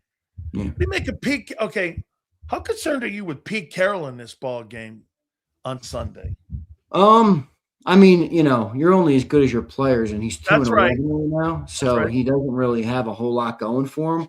But neither did the Giants. Yeah, right. What are they? 3-10? Are they? Yeah, the Giants are 3-10. Giants are 3-10. It's a 3-10 football. They're 2-10? I think they're 2-10. They're 2-11. You lost to a 2-11 football team. They're 2-11 too. Hey, you lost to a 2-11 football team. Yeah, and they took you to the woodshed. By the way, is Jalen Carter playing on Sunday? No update. Doesn't look like Lane Johnson's going to play. Don't you think it's Wednesday? Oh, excuse me, it's Thursday. Let me double check on Carter. I mean, Lane Johnson, though, it doesn't look like he's going to be back. Jeff McClain put that out earlier. There's been no injury report yet on. They opened the window for Cameron Williams. Anything with Jalen Carter? Oh, Vic gave him a lot of love today. Jordan Davis. Yeah. Emerging as a leader, good player. Yeah. No, it's Jordan Davis. Did Jordan Davis play better without Jalen Carter? No, right? Just had a better night because they had a really bad game in Chicago. I'm not going down that lane. Carter's too good. He's just too good. No, I don't say it as. I more say it as, did it give him more space to play 3 tech, rush the passer? I mean, he would, he doesn't. Remember, they're still taking him off the field on 3rd down, though. Yeah, he did play a couple, but they did take him off the field for a lot of them, for sure. But he's definitely playing really good, man. I mean, he had a couple plays there where he almost like. Now that offensive line was not good. They were like really. Yo, Mekhi Becton. I think he had. Did anybody watch Mekhi Becton in that game? Yeah, but that doesn't shock me. He goes to another system and is not doing well. That doesn't shock me. He was helped by obviously the Eagles' offensive line. Yeah. Oh yeah. And the way that they're having Lane Johnson and a healthy Cam Jurgens and a Saquon Barkley, they don't have that. They don't have that in that sequence of plays. They don't have that there with that Charger team. I think he had a sack and a half, didn't he? Jordan Davis in that game. I thought I saw him with 2 sacks. Byron Young. I think Jordan Davis had I don't know how many he had in that game. I thought he had a sack and a half. Yeah, I know Byron Young did too. Jordan's up to 5 sacks this year, I think. 4.5 sacks. For an interior nose tackle, Yeah. yeah, he's a Pro Bowler. He's going to get Pro Bowl love, man. I He voted for might. him. He might. I gave No him my doubt. vote. I voted for him. I think So he deserves it. yeah, he had a sack and a half in that game. I think he deserves it. Jalen Carter by far does not. They're still going to pay Carter. What? That's the question. But they trust me, they don't want to wait on that deal. It's going to get too expensive. That position gets expensive quick. That is literally the wheelhouse of the moves that Howie likes to get done early. Why don't you give him the 5th-year option? Nah, because you got to wait. Bro, he's not elite money yet. Dude, I'm telling you, all right, you don't have to listen to me. My prediction is that they pay him this summer. Now, if you want to debate on the money, I'll debate on the money. I don't know what it's going to be or what it should be. But they're going to try and get that deal done. Now, maybe Rosenhaus will only take top dollar, and that's why the deal doesn't get done. But the Eagles want to pay him early. I think if he is held out the rest of the year, you might get top dollar. If Drew holds him out the rest of the year, because then he can make the excuse that he was injured the entire year. If you bring him back and he puts shitty more, well, then you're not going to pay him, right? You're not going to pay him off a year of injury. Well, wait a minute here. Do you want me to put more bad tape up? So that what are they going to do with McCabe? That's the question I was going next. You're going to let him go into 2000 up next year, after next year. You know what I would do if I were him? I don't have to do anything. Yeah, but what, you don't want to see him? You're going to, there was a report from Fowler yesterday that the Eagles are going to draft a quarterback. Why draft a quarterback? You don't even know who's on the bench.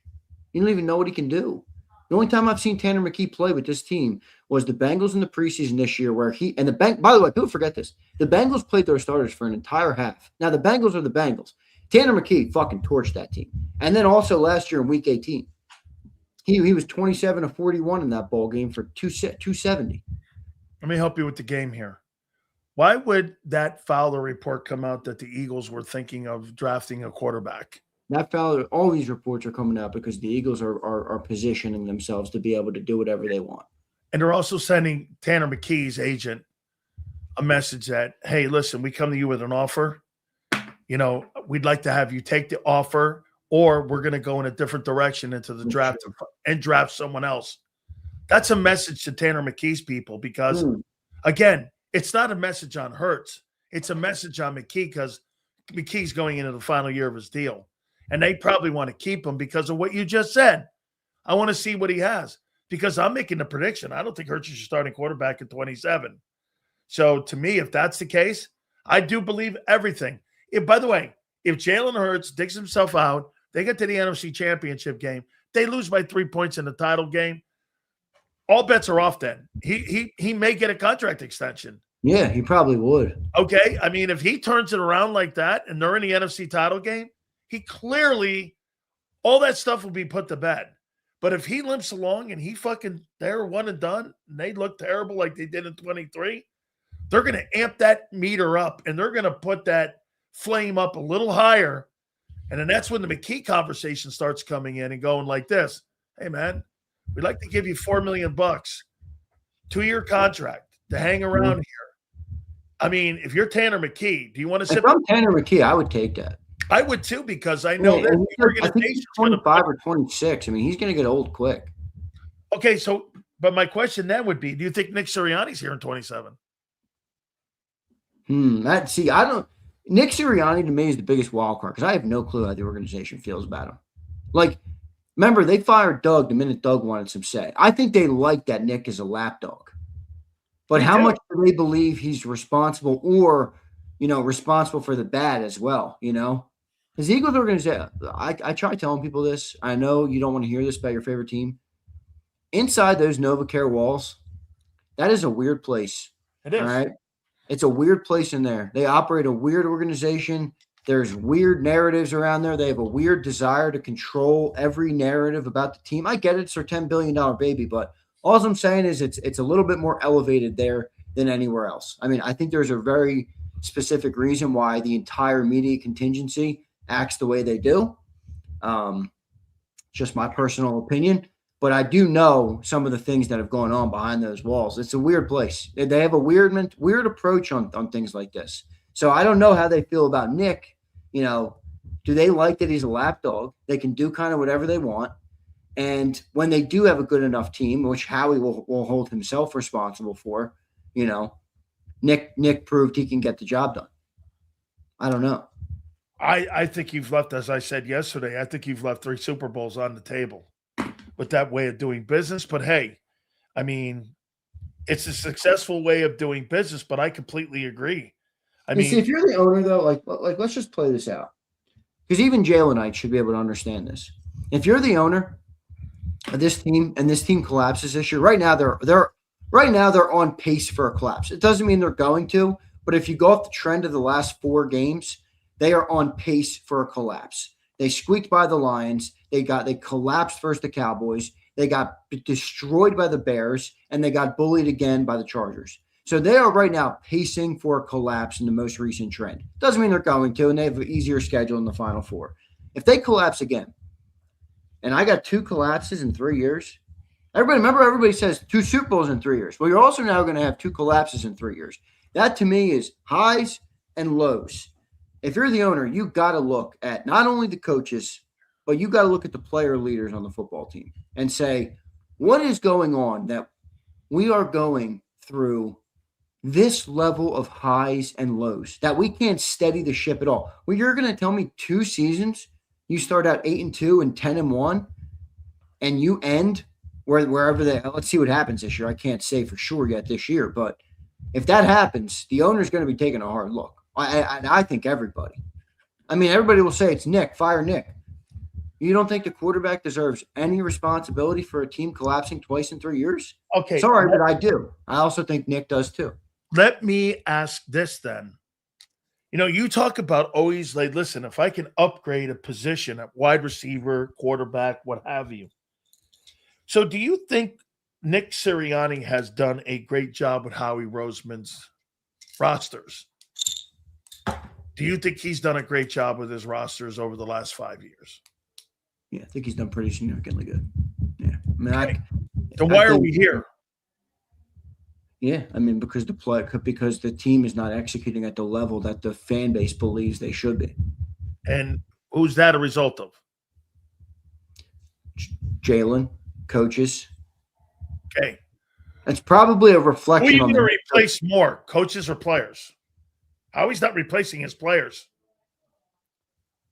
So you think they're going to fire Nick? Those are his picks. Listen to me play it out here for you. Those are Howie's players. Every fucking decision that's made on that roster. This was the fight he had with Doug. I know. You think he's going to surrender that kind of power when he got it now in his hands? That's why I asked you. Those are Howie's players. They're not Nick's players. They're Howie's players. So if Howie thinks there's 2 collapses in 3 years with his players, how do you think he's going to handle that? Because that's a reflection of him too. Yeah, that's true. I think everybody with 2 eyes and a brain watches this team and doesn't blame it on Howie. Now, Howie doesn't do everything perfect. That's not to say Howie does everything perfect. But if you're telling me this team is underachieving right now because of personnel problems, I mean, I got a bridge to sell you in Brooklyn. I mean, yeah, come on. No way. I don't believe that. You know why I don't believe that? Why don't you believe that? That it's not personnel. Because the personnel is good. No, because the guys on the defense, even when he brings Timus in, they fucking win. It's true. He brings Timos in on that side of the ball. He's got a $200 million payroll on the other side. Those coaches on the offensive side are underachieving. Look at what Vic is doing with his Timo signings. Bro, did Kellen Moore underachieve as an offensive coach on the Eagles? He listened. That's not my question. Did he underachieve? See, that's a funny question, though. What did they ask him to do? You're going to illustrate my point by your rebuttal. Okay. Kellen Moore Kellen Moore was responsible for 2 number 1 passing offenses in Dallas with Right. lesser weapons. They had good weapons, but lesser weapons. Right. Kellen Moore's offense threw for 2,900 yards last year. Terrible. So Kellen Moore, who has been the architect of very good offenses in his short career as offensive coordinators and now head coach. I think he's been an OC for 5-6 years. He had 2 number 1 passing offenses and 3 top 5 offenses. Last year, he had a historic run game and a brutal ranked passing game. 27th. So did he underachieve as an offensive coach? Nope. He knew his personnel. He knew the quarterback was limited. Statistically, did he underachieve? Now here, this is what Jimmy always says. There's coordinators that win games, and there's coordinators that put stats up. What type of coordinator do you want in your building? Kellen was probably the latter before he came to Philly. Yeah. And then he became the former. That's how he got the Saints job. Right. My whole point with the comment was, I mean, I think you can look at every offensive coach we've had in this era and say, in a way, they've underachieved for what the talent on the roster is. They've underachieved because, like, bro, if you just came down from space and you didn't know who the quarterback was, and I told you, you have AJ Brown in his prime, Devontae Smith in his prime, Dallas Goedert in his prime, Saquon Barkley in their prime, and one of the best offensive line, you'd have been like, holy shit, that team had 7,500 yards of offense and 5,000 passing yards. If I don't know anything and I don't know the names and all that, and I know that those guys are superstar players like that, I'd say you got a quarterback problem. Yeah, agreed. You got a QB problem. And you might have a head coach. The thing that Jalen does do that he deserves credit for is that even with some of it, not living up to the offensive potential, they do win games, and they've won games at a very high clip. He's adapted well, Now, I will say, some people say, it's always embellished. And he should get credit for that. It's a little embellished, though. I mean, it's, how many times you hear people rip about Josh Allen, right? And they say Jalen's a winner. Now, Jalen obviously has the better playoff accolades than Josh. I'm not saying that. But let's go to career win percentages. I bet you Jalen's not top, because people talk about Jalen like he. I bet you Josh Allen. He literally wins every game. He wins a lot. There's no doubt he wins a lot.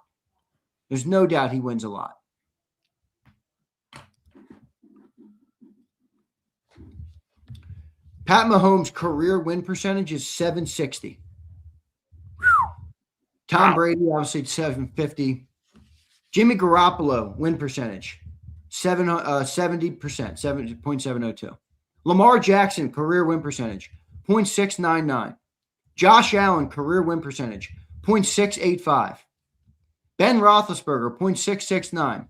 Anyway, that's my point. So let me look at Jalen Hurts' career win percentage. 64%. Okay. What's that tell you?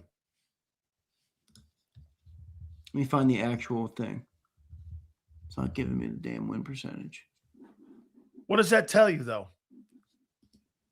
It tells me that people embellish the level of winning. He does win a lot, but he doesn't win at a higher clip than everybody else. That's not really true.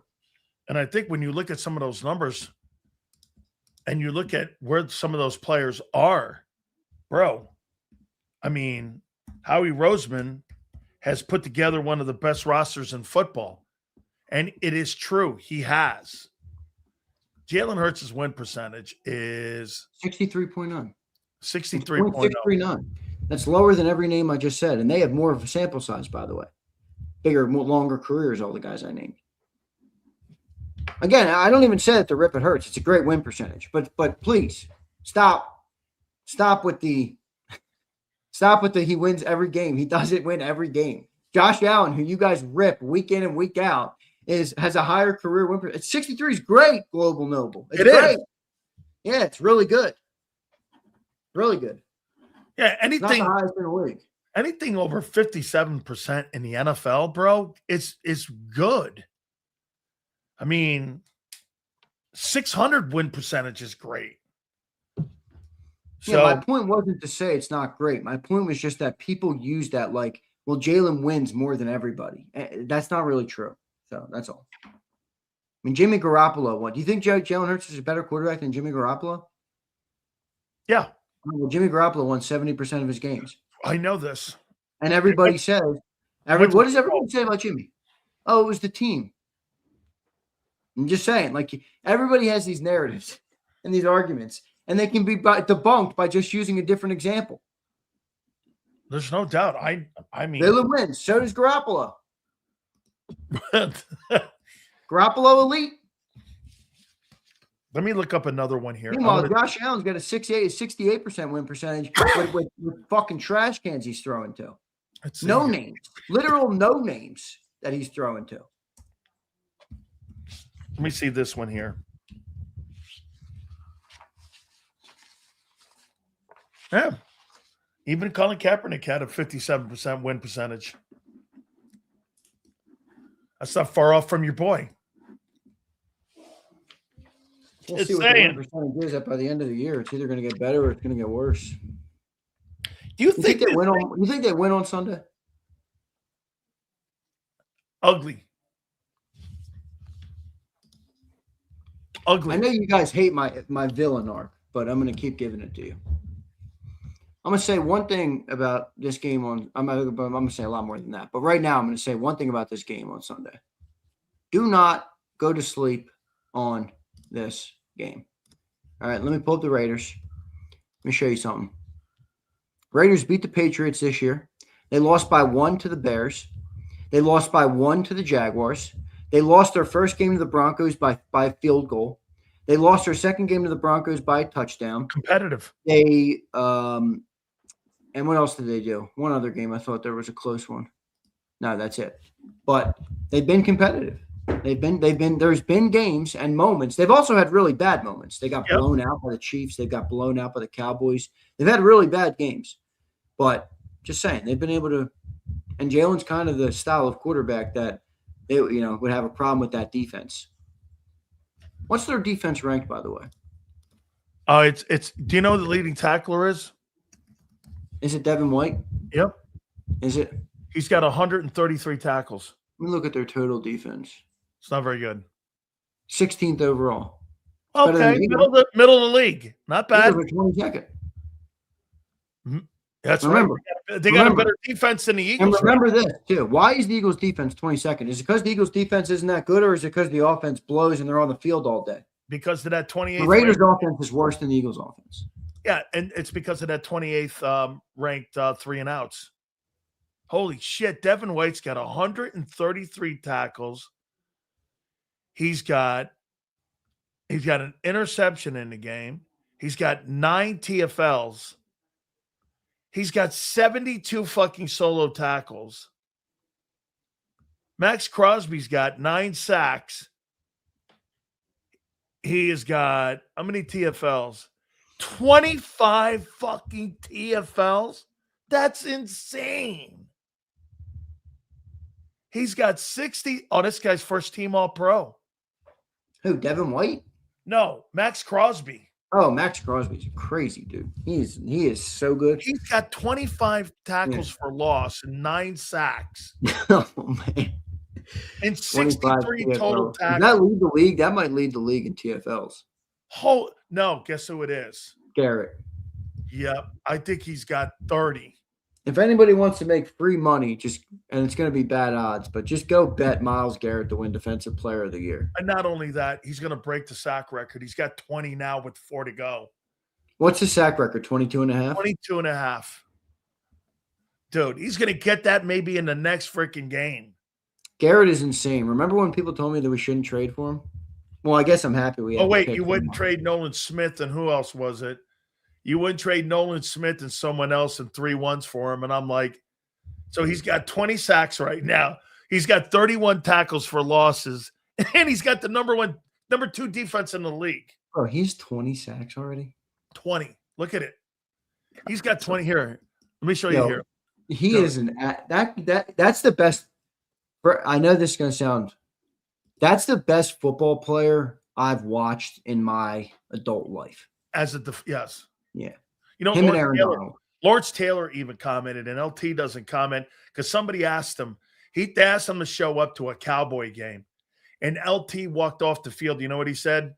Because they wanted him to see Micah Parsons. He went, "Well, call me the next time when you guys have somebody you want to compare to me." He walked right off the fucking field, and he was like, "So here's your boy here. Here's who the Eagle fans didn't want to trade Nolan Smith for." So here's Myles Garrett. He's got 20 sacks, 31 tackles for loss. His sack total yardage is 138 yards and sacks. He's got 53 total tackles right now. 20 fucking sacks. So let's see what they got him projected at. Okay. So he's projected at 25 and a half sacks. Dude. That's the best football player defensively. Let's see. If I were to say this to you, is he better than Aaron Donald? Who, Myles? To me, he is. But I also remember. I think he's better than Aaron Donald. I do too. But I vividly remember a lot more of Myles Garrett's career. Like when I started, when I got into like this business, obviously I was like, I really like locked in on just football and stuff. But I mean, Garrett is every time I fucking watch him play, I'm like, that dude is insane. That dude literally looks like he was built in a laboratory. And not only that, but like the way he plays the game. And when he came out of Texas A&M, I didn't really think that like that. Yeah, I know. I thought he's one of the only players in the league that I look at, and I don't know who remembers this, but when I was a kid, you used to play Madden, and you could like turn the rankings up to 99, and the players would just be ridiculously good. He's the only player that actually looks like that to me. He actually looks like every metric, strength, speed, size, pass rush, run defense, everything is turned up to a 99, and he just dominates every game. Doesn't matter who's on the other side of him either. By the way, all you have to do is listen to Lane. Listen to Lane talk about him. Lane goes like, the guy's just like, it's different. It is. And I'm really protective of when somebody asks me the greatest players of all time. And when I see Lawrence Taylor giving kudos here, let me show you his impact. So the Browns right now, by the way, the Texans are having a historic year. They're having a better year than the Eagles did a year ago on defense.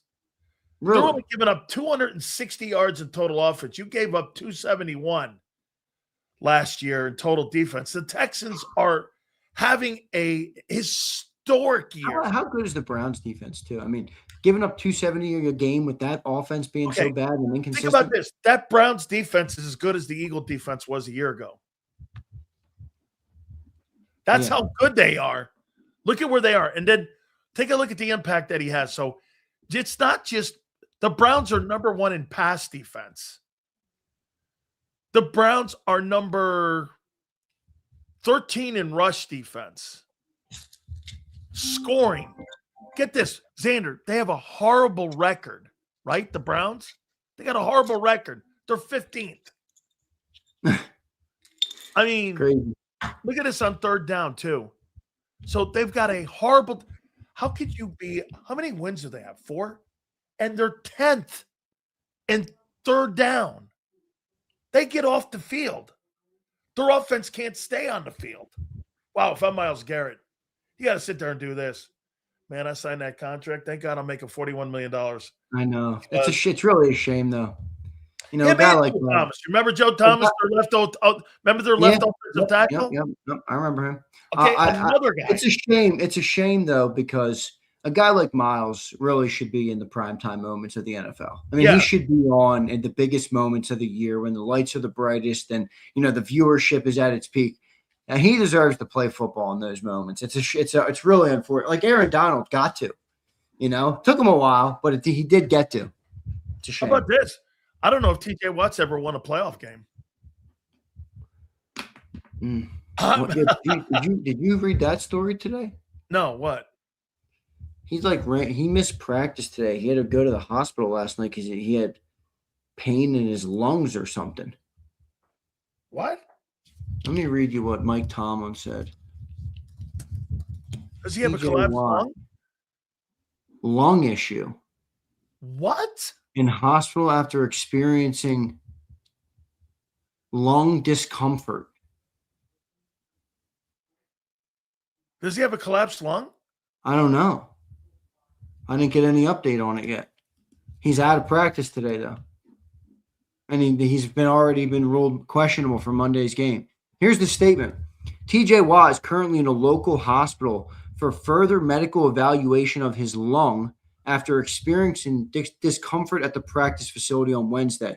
He will not be at practice on Thursday, and his status for Monday night's game versus Miami is in question. Wow, that's terrible, man. Yeah. I hope it's not something major. Lungs are, that's a. Man. All right, wow. So the Raider game, I could tell by you talking to John today, you're not quite sold. No. What? Tell me what. Somebody tell me why I should be sold. Please. Joho in the chat. Xander's going to glaze the Raider. Joho, tell me why. Tell me what you've seen that I should feel uber confident about the Eagles winning a football game versus Pete Carroll and a zone-based defense. Tell me why. Because we're going to put up 30? No way. Probably going to put up 14-17 like we normally do. What did we put up last game? 19? Man, I'll tell you the biggest disappointment that I have this year with this team. I mean, Xander, every single year in the offseason, you look at the names, and I do too. I won't lie either. I look at the names and I see this. This quarterback should be 4,500 yards every year. He should have two 1,000-yard receivers. And he should have a back that's 1,300 yards every single season. Every year. This should be bare minimums right here with this. And you should be scoring between 28 and 30 points a game. You know, I love this one comment too. That I don't know if Underdog's listening right now, but I always get him on the post game shows, and I love this comment. He always says, "I hate this bullshit narrative that this roster was built for Jalen Hurts." What? Find me a fucking quarterback that wouldn't want to play on this roster, man. You got all day to throw. You got some of the best weapons in the league. I mean, you got an all-pro running back. You have everything. Find me a damn quarterback that this team is not built for. It's built for anybody. Hurts is just under-delivering in it right now. And he is. That's the truth. So I'm gonna steal a line from John McMullen. What if the Eagles lose to Kenny Pickett and Marcus Mariota, two backup quarterbacks that were in Philly? Ow. Yeah, this week you think the talk is loud this week? Wait, if we lose to Kenny Pickett at home, how about if you win 13-10? Remember the playoffs are on the line here. Oh yeah, no, seeding is too. Dude, forget seeding. Playoff. Here, listen what you got going on tonight. So you got this going on tonight with the Bucs and the Falcons. I think the Falcons are winning this game tonight. Okay? Because guess what? The Bucs have no pass rush. And the Falcons are already eliminated, aren't they? Whatever. They hate the Bucs, and the Bucs hate them. And Kirk Cousins, if you don't get to him, he's going to throw for 350 yards. I know. When's the last time you get to him? He's a stiff. When's the last time we've seen Kirk Cousins do that, though? Last year, he beat him 2 times. Really? I thought he got set early last year. Nope, he beat him twice. He beat the Bucs twice last year. Okay? So that means Carolina, your boy, Bryce Young, could win the South, be in the playoffs, and beat Jalen Hurts in the playoffs. If this team they're going to make the playoffs. Oh, no. I think they're going to make the playoffs too. I don't know, dude. They got 4 games left. 2-2. That puts you at 10-7. Oh, that may not get you in. Well, if you win the division, you get in. If the Cowboys win out, we lose because they're 10-6-1. That's right. They're playing Minnesota this week, so they'll go 7-6-1. and you'll go 8. No, they're already 7-6-1. No, they're 6-6. Yeah, they'd be 7-6-1. And if you somehow lose this game, you're 8-6 with a half game lead going with 3 games left, and you got the Commanders and the Bills. Commanders game's on the road too. So is the Bills game. First Commanders game is on the road. Then you have to go up to Orchard Park and play. Can you imagine if we get the Week 18? Can you imagine if the last game of Week the year 18 versus the shitty Commanders and it's must win to get in? and to go 10-7? Bro, this fucking team, man, they're making me lose my hair faster than I can even blink. Hey, and to go 10-7. Guys, hit the like button. We got some supers here before our friend Jason Cole. Man. Oh, shit. Jason is a huge Eagle fan. No, he's not. No, he said it. No. By the way, what was up with you chirping the bagel stuff, man? I never knock a man for how they make their living. Hold on here. Let's see. He's a huge fan of the Eagles winning and being the best team in the NFC, I should say. Yeah, but he knows. No. Now he's wobbled, I think. By the way, I guilted him. I said, Xander gave me shit about you. He goes, like, what? He goes, oh, you only go on the fucking Tampa show now. He goes, that's your call. I go, hey, come on, you got to come on. He goes, all right. I go, yeah. He goes, because everybody, and everyone rips him. You guys thought he was. I do like Cole. I do. I like his unbiased. He's well respected, dude. And he's got a ton of NFL experience and knowledge. Yeah. You can tell he's been around the game for a really long time. Yeah. He had me do a favor for him today. I talked to Matt Schaub. Oh, nice. Yeah, I had to talk to him today because he wants to run for the NFL Players Association executive director. And I told him I'd give him my support. Told him he got my vote. I loved what I heard. You got to have player benefits and you got to take care of the players. Shady says, what's up, Shady? Xander, you're supposed to talk to Sills about getting Chris Sims back on. Done, Shady. Yeah, we already talked about it. Yeah, he did. I see. Shady, I always tell you I don't lie to you. Sometimes I got to remind you, brother. Appreciate you. That's one thing this channel doesn't do. We don't lie to anybody. We're not lying to anybody here. We don't do any of that here. Let's do some supers, Junior. Let's go. Here's Khaled. What up, Khaled? You think Eagles and Garrett's still a possibility? Nah. No way. Man. Dude, you got a quarterback conference. You got a quarterback this season. Maybe that's why Howie didn't want to send the ones. What round do you think they draft a quarterback in? If they draft one in the third. It depends what they're looking for. Or do you think it depends on the way the season ends? Do they have like I'm trying to figure out. Because they got the Jets third. They got the Jets third. John won't give it to me. John doesn't even want to ask the question. I'm trying to figure out how the people inside the NovaCare feel about Tanner. Like, is he strictly an outside fan base thing? Do they like him? Do they believe because what are you drafting a quarterback? They turned the third down from what I heard from New Orleans. That's a big pick, I think, especially when you turn down a what? A third. Mickey Loomis offered a third. Wait, so why does everybody tell me he sucks? Because the Eagles are trying to get a second or third round pick for him. I don't think. But that's you understand what that is. That's validation because everybody says Tanner McKee blows. Why are the Eagles fishing for a draft pick that's way better than where? No. The Musmeyer and Kellen Moore wanted to get Tanner in for a third. And get this, it would have been before you had to trade that third of Jalen Phillips to the Miami. You would have been able to trade your 32nd. Because right now you got the Jet. That's the Jets third, right? With the Hassan Reddick trade. Maybe, yeah. It is, right? That means it's a high 3. It's almost like a 2. You think Eagle now? All right, Dirty D. What's up, Dirty D? I think we got them all. They open the offense so people throw eggs at Jalen's house and not Patullo's, even though they both at fault. LMAO. Yeah, bro. You think they offer him a contract? Who? Tanner McKee? I don't know. That's why I'm trying to figure out how they feel because that'll change my perspective on the drafting too. You know, bro. By the way, so a couple weeks ago, I told you I was talking to Cole, and he's like this. The Eagles, they want to flip the switch and they want to go. Now you got heat talking in the market right now where They're talking about benching Jalen Hurts. Yeah, I mean, those conversations aren't real yet. But I get real. them. You're not. I'm No, not. it's not. But here's the thing. I mean, it has been a 5-game run here, and it's been a multi-year run of the offense underperforming for what their perceived capability is.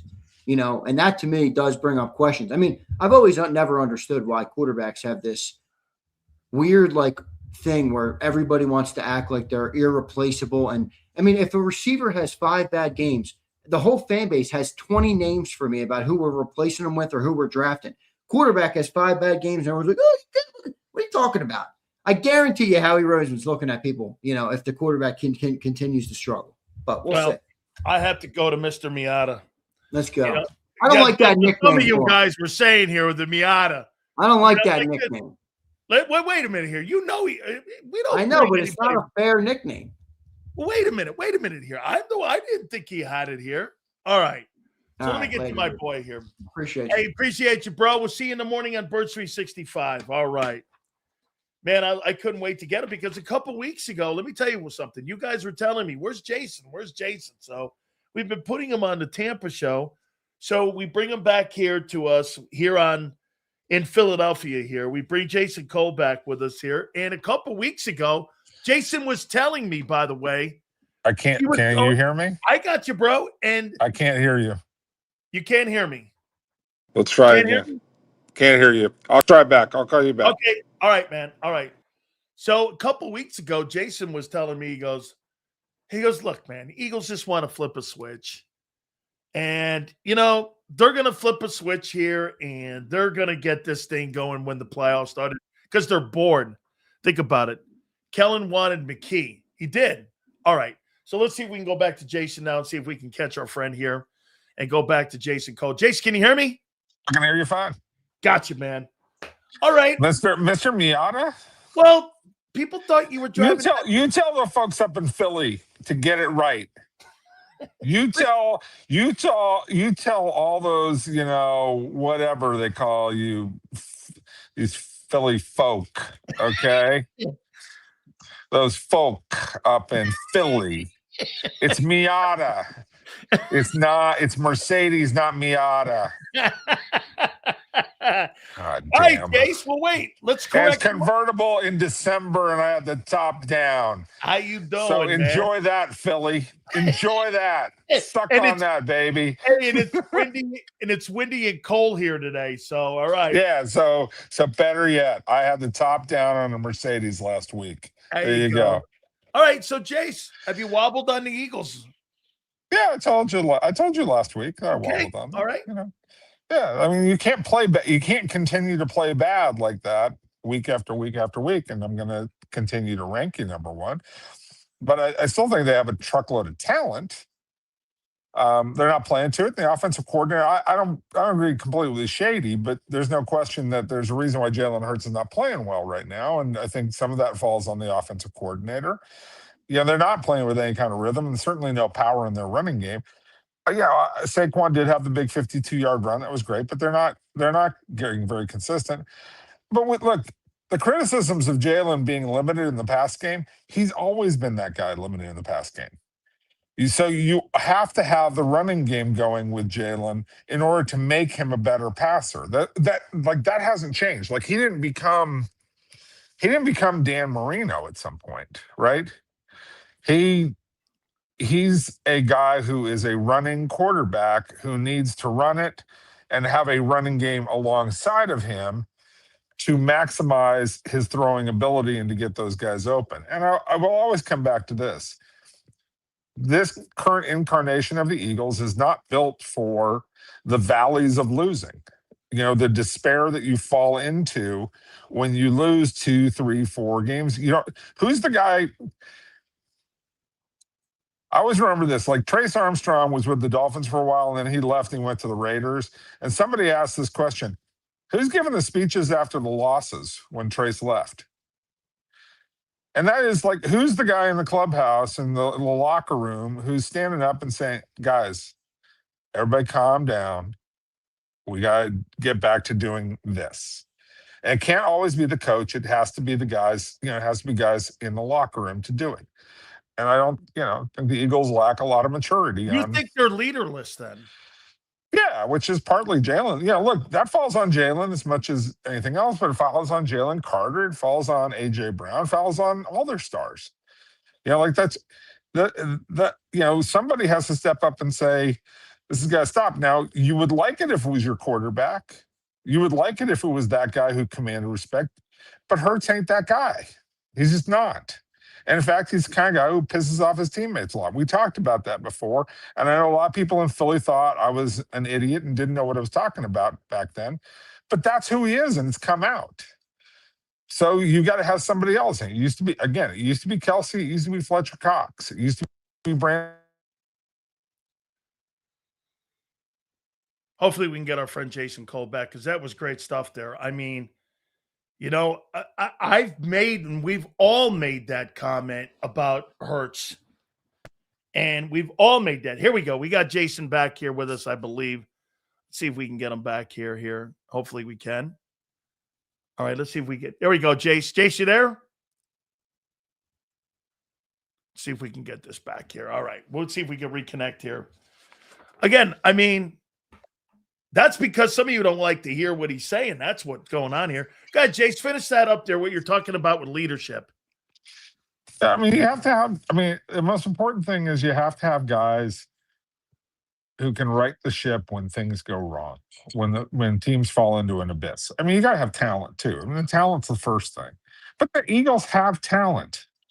Like, you can't tell me that you can't run an offense with, Brown Smith, Barkley, Goddard and the offensive line. And granted, they've got some injuries on the offensive line that have really hurt them and limited them. And see if we can bring him back up here. Let's see. And again, I wanted to go to the point that we were making with Xander here, that, we're sitting there saying that with, look at the coaching you get on the defensive side. And I'm going to say this again. And Jason, to your point here, I'm going to go here and say this here, what you just said. And I apologize. It's all good. Listen, my friend, you got great coaching on the defensive side. And look at what Vic does with Timu guys. And then you turn around on the offensive side, you don't have the right coordinator. And the head football coach is a passing guy who believes in a drop back quarterback. This is an RPO guy. If this guy's not running, you got the wrong coaches on that side of the ball. So your opinion, this is more coaching on why they're struggling on that side of the football offensively. Well, look, again, I think there's multiple reasons why a team that has that much talent is failing. A big one is coaching. I don't think that you have an inexperienced offensive coordinator, and this is going to happen in this league. So you have to adjust to it. So you have you have a guy who's inexperienced guy in his first year, doesn't have a lot of wiggle room because there's a high amount of expectation, along with a team that is in some ways rudderless in terms of leadership. And, when it comes to the locker room, it's a bad mix. And I don't know that the coach is a bad coach. I don't want to put that on him yet, but he's an inexperienced coach who may not know his way out of this right now, combined with a head coach this is not the way he has traditionally played, right? So, yeah, it's a bad mix right at the moment. Am I going to throw everything out? No, you can't. I'm not a big believer in toss everything aside at this point in time. You gotta wade through it sometimes, unless you have somebody who is directly an RPO head coach or offensive coordinator who knows how to fix this thing. Like if you had, who's the guy with the Chargers, Greg Roman. Yeah, if you had a Greg Roman out there, yeah, go hire him, because he can do the running game and power it up and draw it up, but he's not available. So what are you going to do? You gotta live with what you have right now, unless there's some alternative to try and save the season. And again, you may be able to salvage the season if you can get your offensive line healthy, so that you can start playing some downhill football, which then makes the game easier for your quarterback, and then ignites your passing game, and then all of a sudden the offensive coordinator looks like a genius again. It all ties together. It does. I want to go around the league a little bit here with you. This weekend, it's Rams and Detroit. Who got the better end of that deal? Look at what Detroit did. The Rams. Well, here, let me go The here. Rams. Hang on. The Rams. You got Penei Sewell. You The got Rams. Amon St. Brown. The You Rams. got why the Rams? You're telling me Detroit was nobody before they made that move. Who won a Super Bowl? The Rams. Thank you. End of discussion. Move on. And they're back on The top Rams. right now. Yeah, they haven't. I mean, look, I'm not saying Detroit. I'm not saying it wasn't a good deal for Detroit. Like it was a good deal for Detroit. Yeah, it established them. They've done a lot of great things. And here, I'm not a big believer in the who won or who lost a trade all the time. Sometimes trades work out for both teams if things work out, and sometimes they work out crappy for both teams, right? Like that's happened plenty of times too. This one, it's worked out for both teams, but if you're saying who's did better, it's the one that's wearing a ring. Now, Detroit might wear a ring somewhere down the line, in which case, you're talking about it's pretty even, and it may even side with Detroit. But the ring is what you play for. That's what this is all about. That's what this exercise is. Who wins the West, the Rams or the Niners? Rams are, and then the Niners are kind of doing it with smoke and mirrors right now. And they've had a great season, covered for Fred Warner, covered for Bosa. Like a lot of things have gone right for them. But they've, look at the schedule. Look at the teams that they're beating. Fourth easiest schedule in the league. Yeah, and I don't, again, I always say this. I don't really believe in weak schedules as an excuse very often because it is the NFL. And everybody's good. But in this case, look, that's a lot of teams that just are not strong. So let's be realistic about what's going on. A couple more questions for you here. Jason, Seattle, you believe him? No, not really. I think they're solid. A quarterback? Yes, it's a quarterback. I don't trust a quarterback. Quarterback's he's having a good year. He's had 2 good years in a row. He salvaged his career. I think he is a second-level guy, probably a more talented version of Alex Smith. I always said Alex Smith was kind of your mid-level starting quarterback. So if you go off of Alex Smith is your prototype mid-level starting quarterback, is Sam Darnold a little bit better than him or a little worse than him? And I would say right now probably a little bit better because he's got a stronger arm. But he throws too many balls to the other team. He's still got that Sam Darnold, like the yips kind of thing when it gets really tough. And I just don't trust him in big situations. He's 23-6 over the last 29 games. Well, it's terrific. He's in that last year with the Eagles, but last year with the Vikings, it was terrific. But in the playoffs, you saw what it was, right? Yeah, no, I mean, he faded when the pressure was on. He faded. Well, actually, it was the last regular season game where and then the playoff game. I was like, "Holy cow!" That set him back 6 months with me. I was like, "Man, I'm not buying that there on that. No way." How about the Patriots? You buying the Patriots?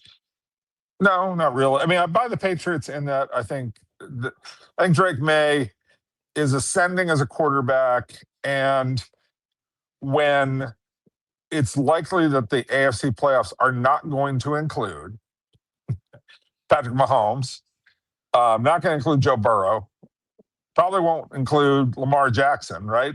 So when you take those guys out of the equation, right,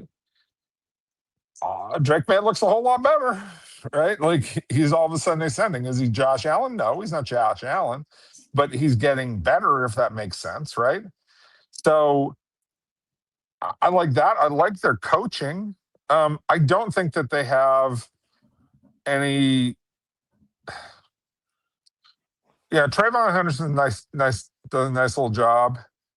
But who's the guy that, if you're a defensive coordinator, you look at and go, God, I don't know. How do we stop that guy? No. Like there's nobody on that. There's nobody on that roster who you say, wow, that's going to be a problem for us. So are they going to be able to score much beyond like 23 points in the playoffs in any game against good defenses? And I would say no.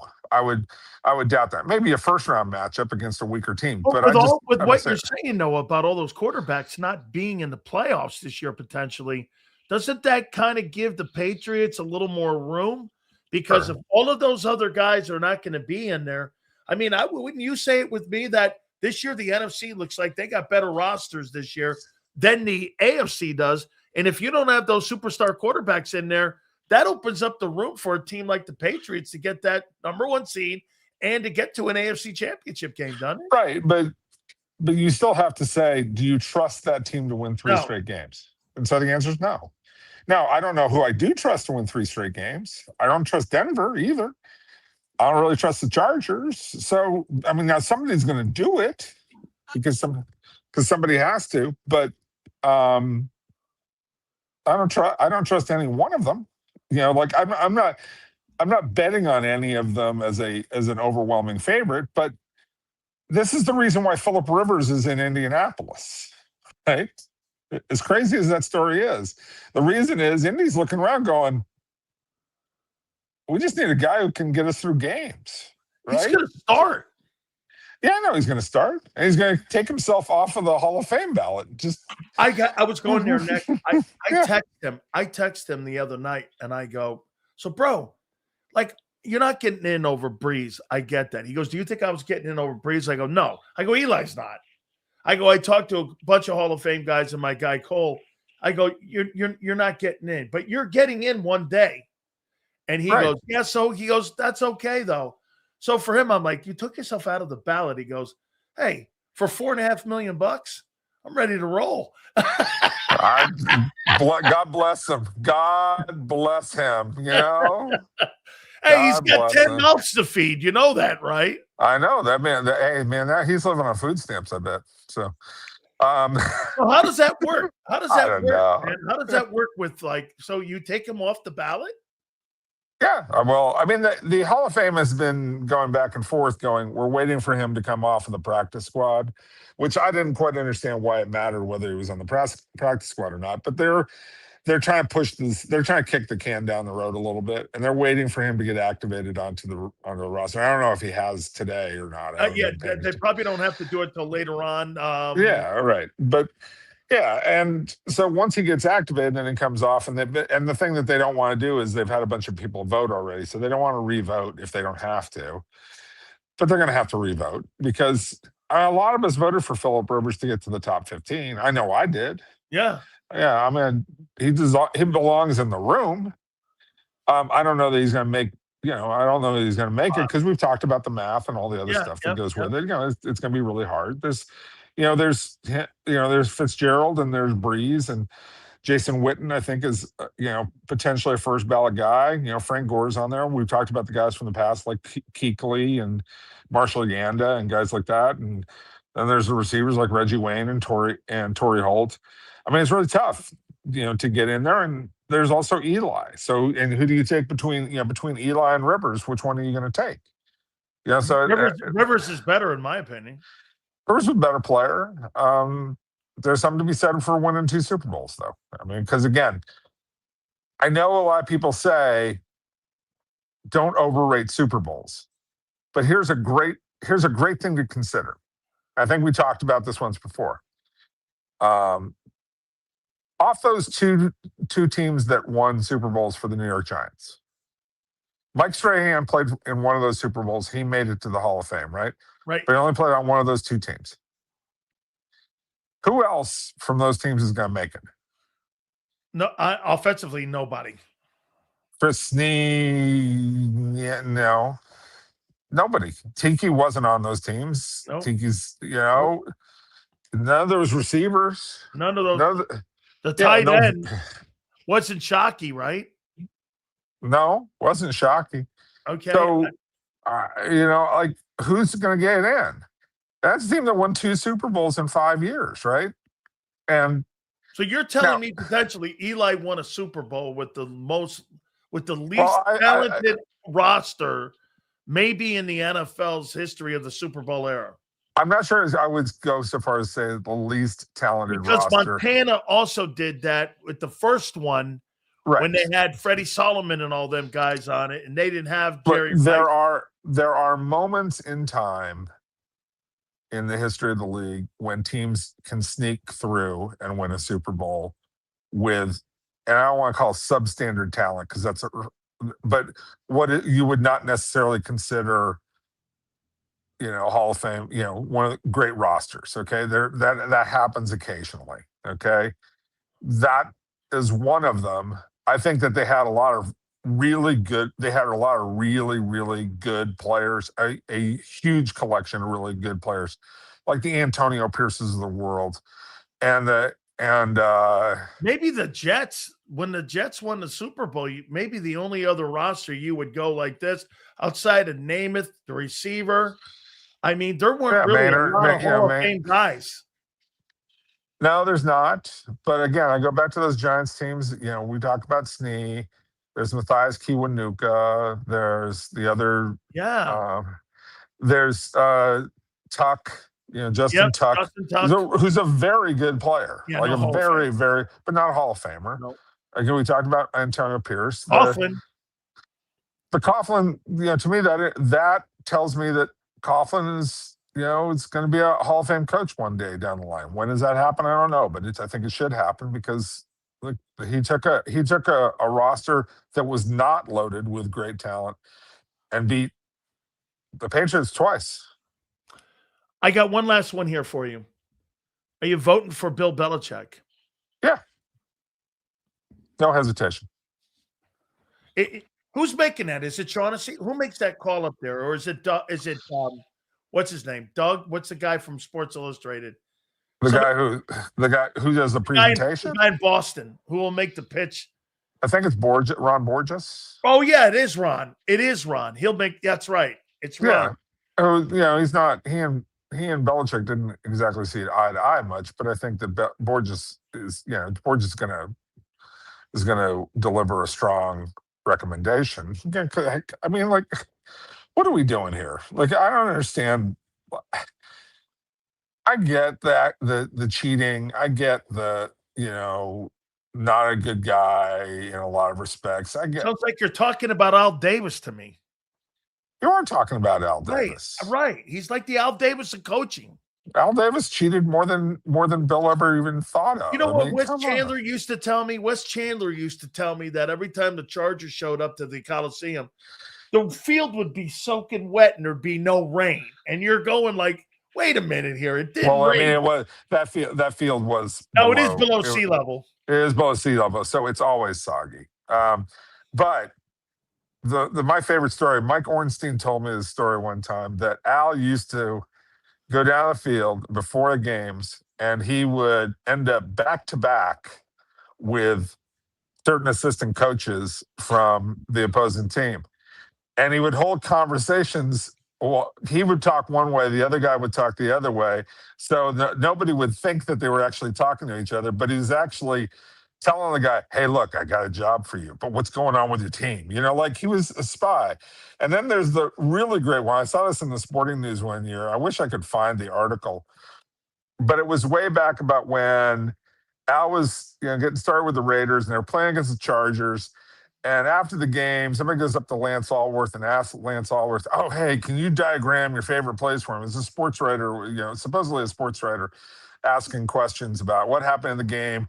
Tell me about your favorite routes. What do you like to do?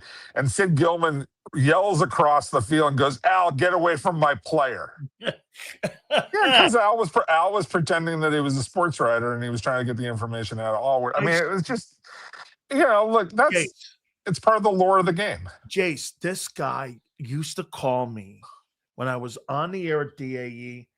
Dan, hi, this is Fudgy. I go, how you doing, Fudge? How you doing? He goes, Coach Davis is going to call you here in a minute. We're going to call you right back. I'm getting ready to go on the air, and I go, hey, Coach, how you doing? He liked to be called Coach Davis. So I go, Coach, how you doing? And he goes, hey, how's that Charlie Gardner? This is when I was like in Tampa. Yeah. How's Charlie Gardner? And how's that guy over there? You know who I'm talking about. I go, who, Tim Brown? He goes, yeah, how's that trader doing? I said, and I'm going like, Al, and we're the flagship of the Bucks, and I'm an ex-Buck. And he goes, what are they doing? That Gruden, that backstabbing, him and that damn Bruce Allen. And I'm sitting here listening to this. And Bruce Allen's a friend of mine. So I hang up and I call Bruce and I go, Bruce, hey, Fudgy calls me all the time wanting to know what's going on with you guys, just so you know. He goes, what do you tell him? I tell him that Charlie Gardner's a stiff.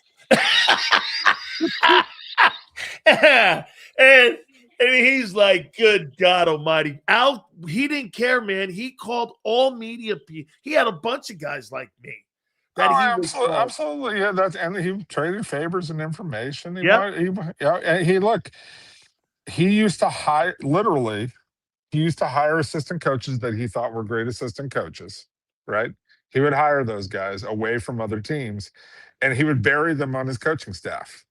Yeah. Because he would, and guys thought, oh, I'm going to go to the Raiders and I'm going to become a big time assistant. Maybe I'll become the head coach one day, blah, blah, blah, blah, blah. And then all of a sudden they became like a second level running backs coach. Like he was the king of destroying opponents with whatever dirty trick he could come up with. I mean, it's just, but look, I always say this. That's the lore of the NFL. Absolutely. And here's the thing that the NFL is uncomfortable with this, but you need to have it because the NFL is a soap opera, and any good soap opera has to have villains. Yes, sir. And it has to have good villains, right? And and I don't mean good people. I mean, like, they have to really take on the character of being a villain, have to be really, Snidely Whiplash kind of a type. Al Davis loved me. He's the greatest villain the league's ever had. And you know what? Bill Belichick, he's right there with him. One of the great villains, don't care. Darth, looks like Darth Vader under the hoodie. Like that, and he embraced it. And you know what? That's awesome for this game because everybody's got to remember at the end of the day, they take it all seriously and stuff like that. This is entertainment. This is soap opera primarily for men. It is. It's a soap opera. It is daytime television every Sunday, and men watch it like crazy. Some women watch it too, and that's a great thing. But it's primarily a soap opera for men, and that's what this is about. Jason, thank you. By the way, your boy Matt Schaub this morning on the Tampa show. Yes, sir. Let me tell you something. He was spectacular. Everybody loved him. And you know what? I think he likes the idea because I threw out the Jason Cole poisoning of the National Football League and all of you fans by doing this. Hey, we need to get the Saudis involved. Let's get the Saudis involved here. The next scare the hell out of them. The next time the NFL comes to the table, I go, by the way, I'm still waiting for my 4 checks. He started laughing at that. I didn't know Schaub played 17 years in the NFL. Yep. And I said, listen, we got to get a hedge fund guy. We got to get some private equity people. Let's start a league. We'll play in all the college stations. And he goes, you've been talking to Jason, haven't you? I go, you're damn right I've been talking to Jason. I've been talking to Jason for 20 years. Jason, this is his idea. And I go, he's a Hall of Fame voter, and he wants to go like this. You know what? Screw the guys. Let's start our own league. Well, no, but it's not so much that I want to do it. Like, it's not. People need to understand. The only way you get leverage over those guys, right? See, if they're willing to lock you out, if they're willing to say you don't get to work, you say no. I'm going to work. I'm going to go make money. You can't just shut me down so that I have to get a paycheck from you. I can go play, and you know what? That's the American way.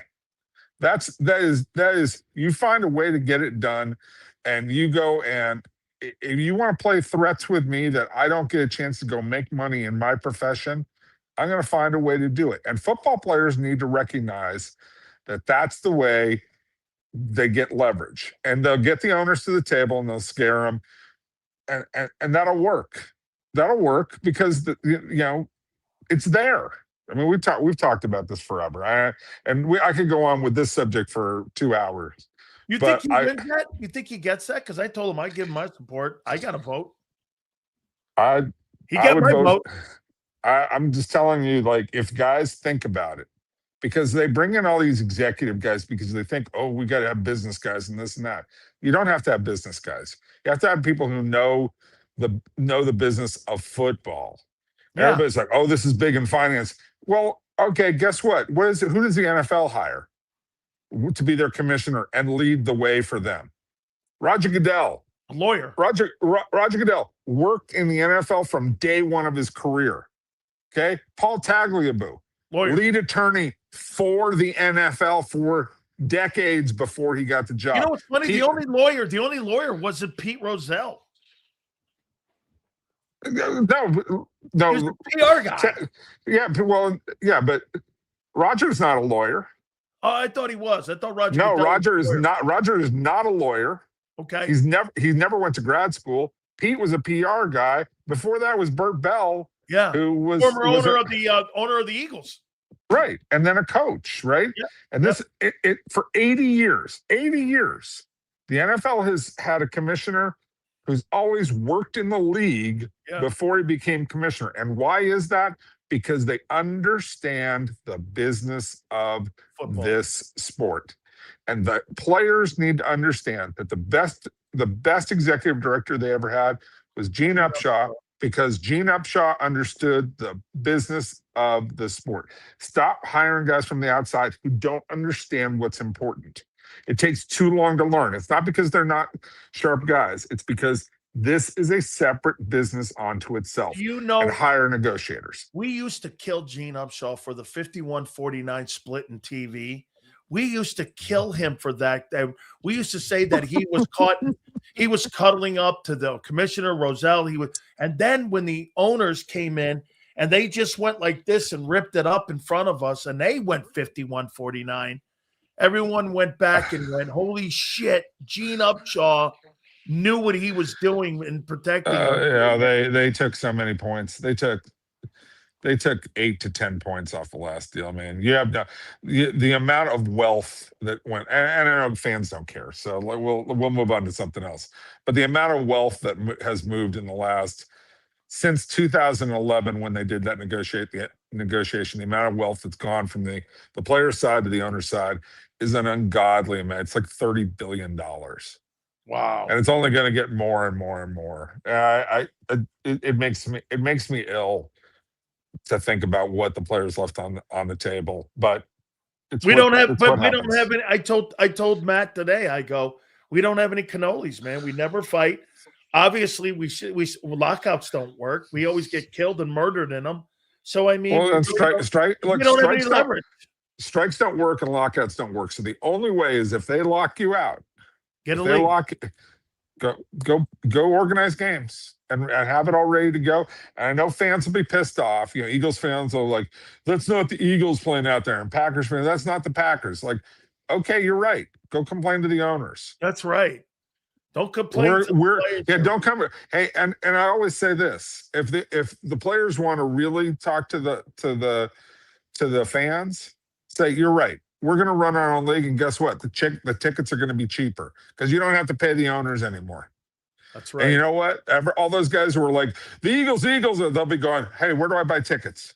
in a heartbeat. How about the NFL players go to play at the USFL? Why not? You could. I just think that you can replicate. It's not easy to do. This is easy. But you can replicate what the NFL does pretty easy and do it at college stadiums. You don't have to go in Canada. You just play. You just play. I agree. You can play in all these college stadiums. Just think about the perfect timing of this, because if you had to pay those colleges for rent, like you pay them $5 or $6 million for every game you got to play, and all of a sudden they're going to be making $40 or $50 million. Guess what? All of those colleges need the money for NIL. That's wow. All of those colleges. Wow. So guess who's going to line up? Guess who's going to line up to get this league together? USF. The colleges are going to line up to give you space to play in their stadiums.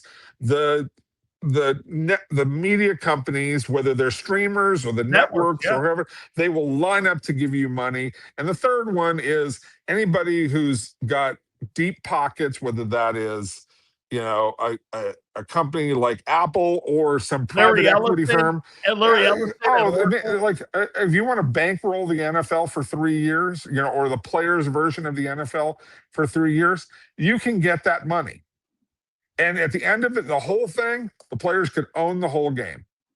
They could own it all for themselves if they wanted to do it and they wanted to play hardball. And that, if you say that to the owners, all of a sudden it's like, Okay, what do you guys want? That's what you need to do. Yeah, but you know what they did in 87? They put scabs in there. Okay, let them do scabs. Who are people going to watch? They didn't watch the scabs, that's for sure. I remember that. Nobody, they didn't watch that either, but they watched some football because the networks had to have it. But you think that if Saquon Barkley is playing at Penn Stadium, or the Eagles got Joe Palooka, playing at Franklin Field. At Franklin Field, what are we doing here? Yeah. Where are you buying tickets? All you got to do is put green. All you got to do is put the Kelly Green, and you're ready to roll here, Jace. Yeah, and the league doesn't own Kelly Green, so all right, I'm out. All right, man, I appreciate you, brother. Thank you very much. By the way, thank you for this morning because he was fantastic. Another great connection. Thank you, bro. Appreciate it. Anytime, dude. Be good. You got it. By the way, Sue, my shirt inside out, yeah, because you know why? I know some of you in there are a little bit upset because it's actually a Browns shirt.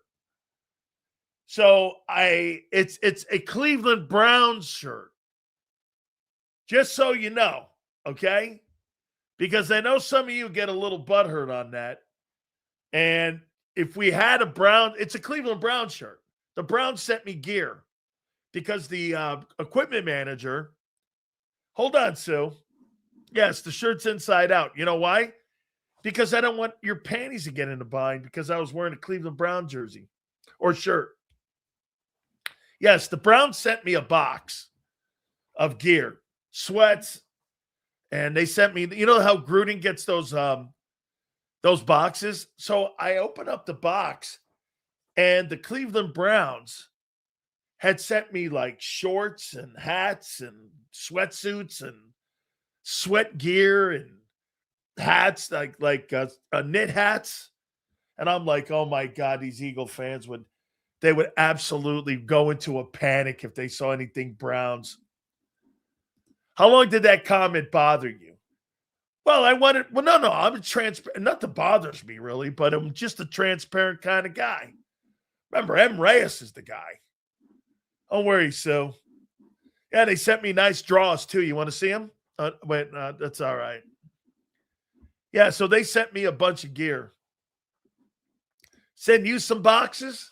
Come on, Brian. Yeah. I got some Bucks gear coming. I got, you know what? For Christmas. You don't know what I'm doing for Christmas. You ready? So I've got, let's see, I got Chuck Todd. I've got Kevin Cork over at Fox. I got Xander Krause on my list. I got one other person for Miami gear. It's free. That's why, me, I'm not paying for shit. So, I mean, I got to send because I promised Xander. Now, again, if he wants the Martin Brodeur puck signed by Martin Brodeur, he's going to have to get his ass out here to the Super Bowl. Okay? Look at this. My Miami gear will never come. Well, here's the puck. Come and get it. Come and get it. There's your puck. Look at it. Look at Martin Brodeur. It's actually a 2003 Stanley Cup puck. Here's Xander. This is for you, Xander. I don't give a shit about this. I got a Scott Stevens one. I'm probably going to keep that one. See? Xander. Martin Brodeur. This is his guy. See, there you go. NHL. How you doing? Does it have a thing? Oh, yeah, it's got one of the little deals on it there. Look at that, Xander. Holy shit, it's got one of those little deals on it. I guess that's authentic. No, really? Yeah. See? There you go. He's like, just get my fucking Miami gear. How you doing? Okay. So I'm hearing Raheem Morris is going to get fired after the season's over. Yeah, because Rich McKay told Arthur Blank, don't fire anybody during the season. There's no way. He doesn't make it. He's not making that. Brodeur, my top, listen, I think Wa's better. But I think Brodeur is spectacular. I'd go Wa, Dominic Hasek, Brodeur.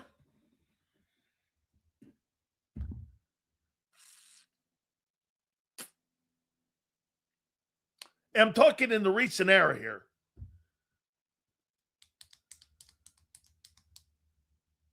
Who's the guy in Pittsburgh?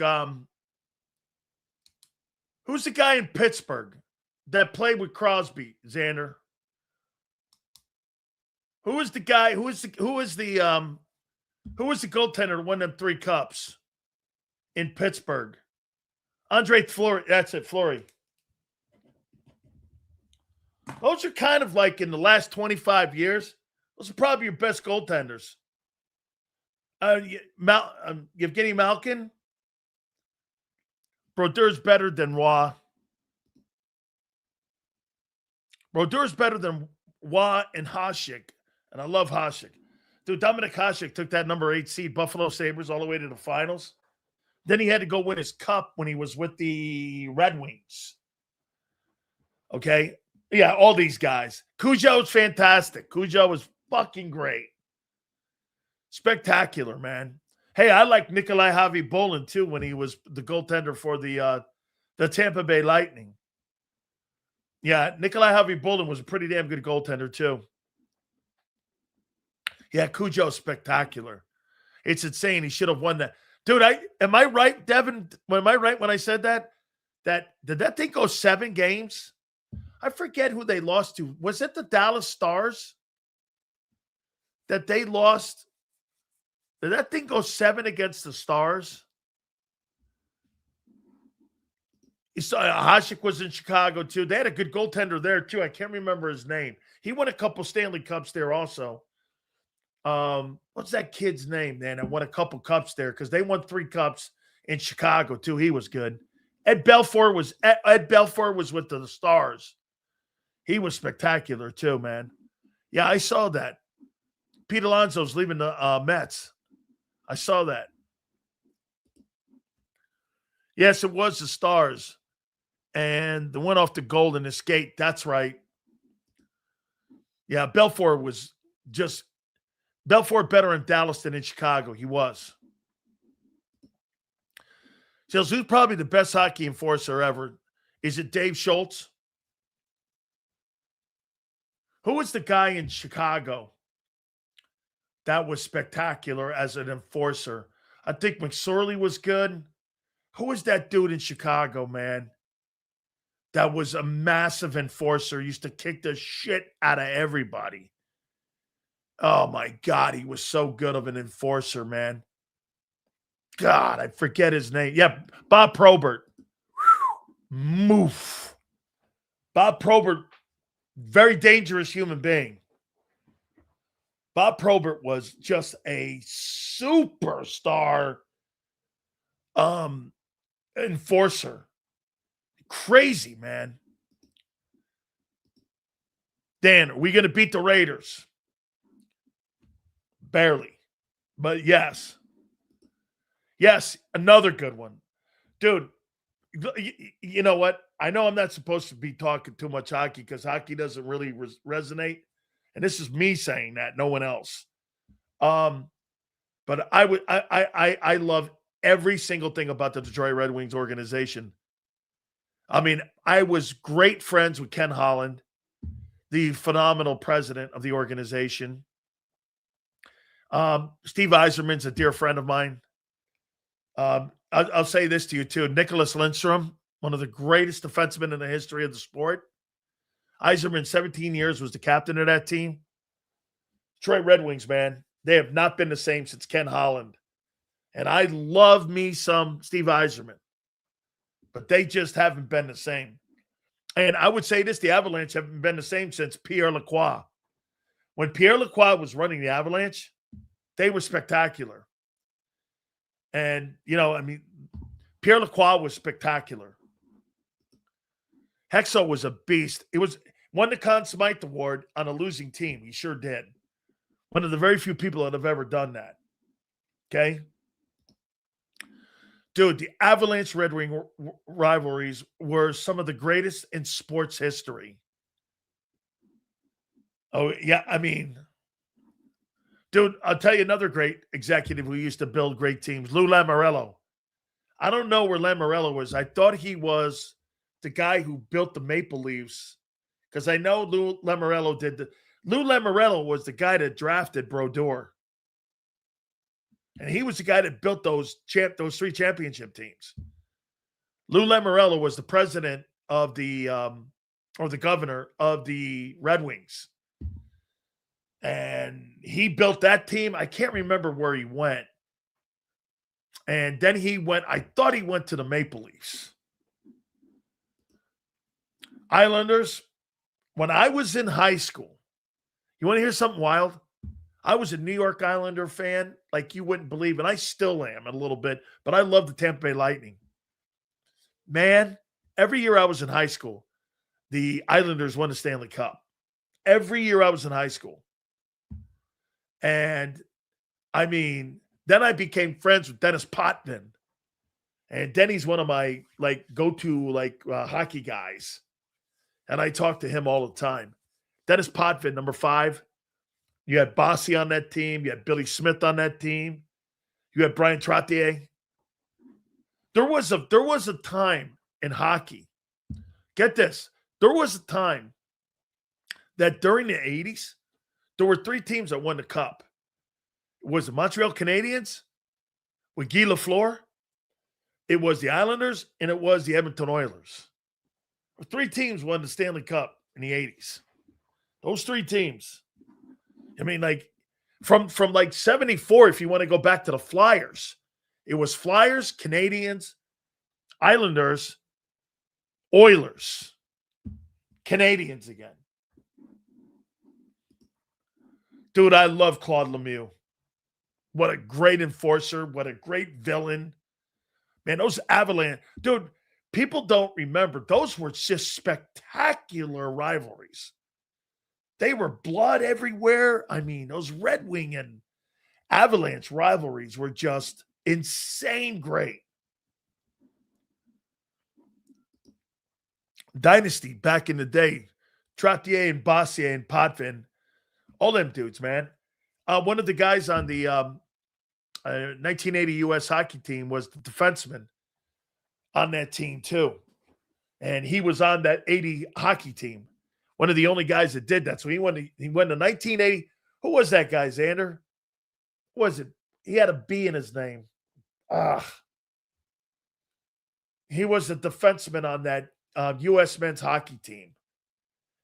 And Clark Gillies was on that Islander team. Who was that guy that was the defenseman that was on the 80 hockey team? So that guy's got the 1980 hockey, and he had 4 Stanley Cups after that.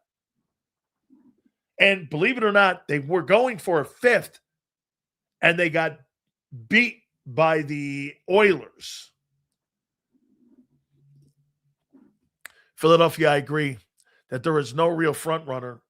No one is consistently looking great. Absolutely not. This year, no question.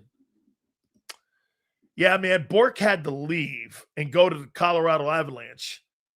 All those great years that he had in Boston. And he had to leave to go get his cup in Colorado. Neil Broughton. That's it. Thanks, Kyle. It was Neil Broughton. Neil Broughton was on that 1980 hockey team. Yep. Islanders, Oilers won 4 in a row. Love those 80s. Dude, those teams were so fucking good. I mean, Messier, Coffey, Gretzky. They were so good. There was such great. Sakic and Forsberg, one of the greatest 1-2 punches in the history of hockey when they were in Colorado. And you had Juan Net. Good grief, right? Hey, one time you got the guy from St. Louis in there as a defenseman, right? You had him in there too. They got all those guys and they just, whatever. They brought all the superstars in the NHL to Colorado. And they had his ass there. Hockey is a great sport. It is a great sport. Bro, listen here, man. One thing, I'm a talk show host. I'm not just a football guy. I've been a sports guy forever. Sills, Crosby, Malkin, Fleury, all drafted by Craig Patrick, who was also part of that 1980. Am I right, Kyle? He was the assistant coach to Herb Brooks, was Craig Patrick. And Craig Patrick, I think, went to the Penguins. Okay? And Craig Patrick was the assistant coach to Brooks on that 1980 men's U.S. hockey team. And he would go on, and he would go to Pittsburgh, and he was, bro, there's nothing really I don't know about hockey. I'll always tell people that, to me, the greatest NHL player of all time is Bobby Orr. Sorry. Nobody will ever do the things Orr ever did. It's just not going to happen. So get this, and then we'll take a time out here in a second. So Bobby Orr did this. You tell me, Xander. Xander's a big hockey guy. You tell me if you ever see this again. And he did this 3 times. You win the Norris Trophy. That's the top defenseman in the league. You win the Art Ross. That's the top scorer. You win the Hart, which is the MVP. And you win the Conn Smythe in the same year. And you did that 3 times. You'll never see that again. A defenseman lead the league in scoring, the MVP, and then win the Conn Smythe. Where are you getting that from? And he did it 3 times.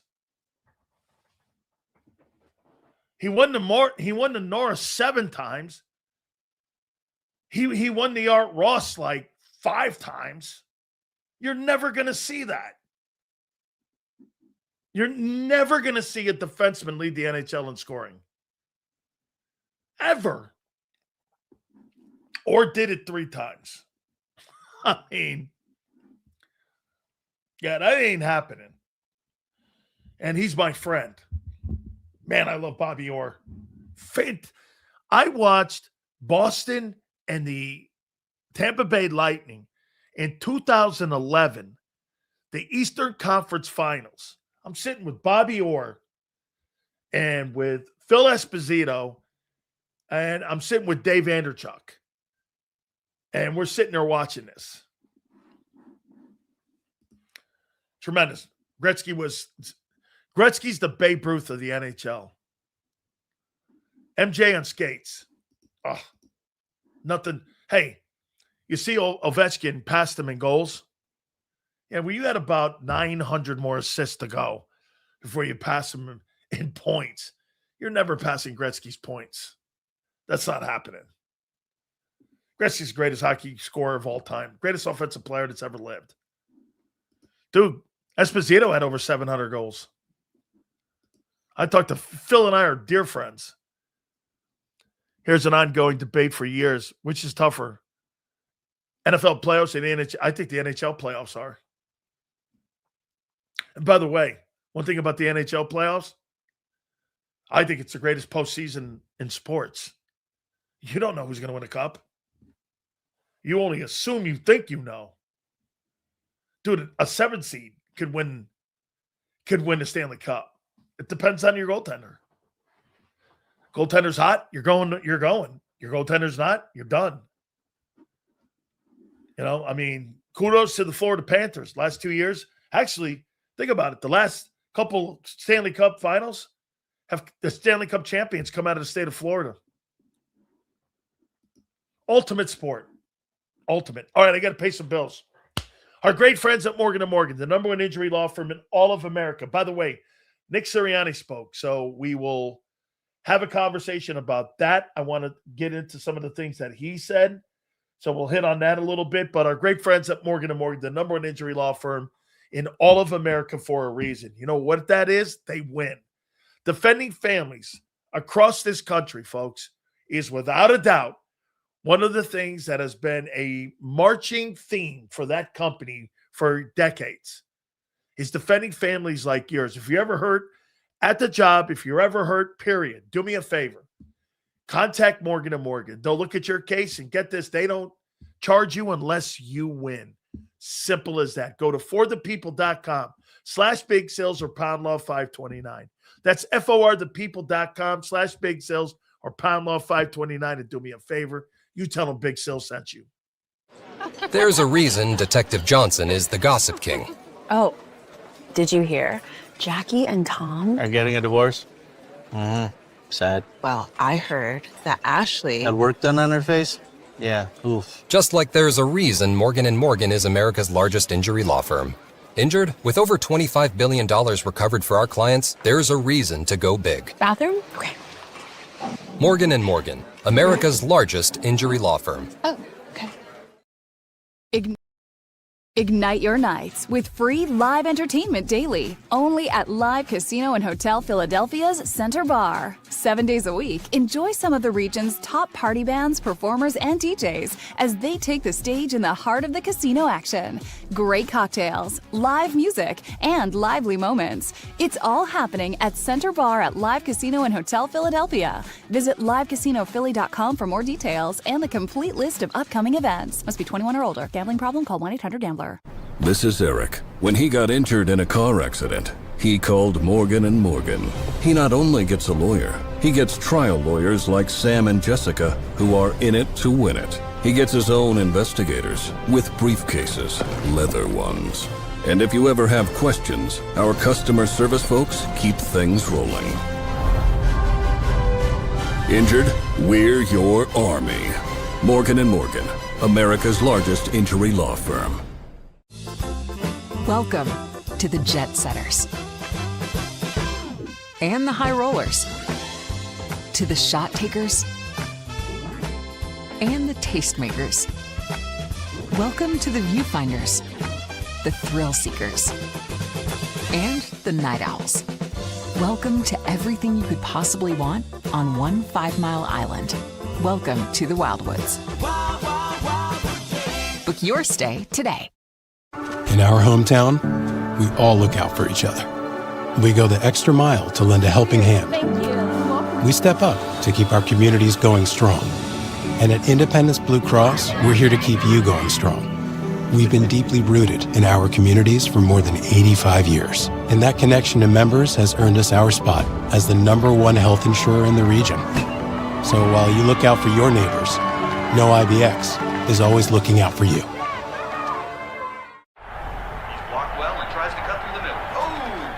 Your gut says Miami is going to win and you should take the over. Your gut also said your NFT selfies would only go up in value. They didn't.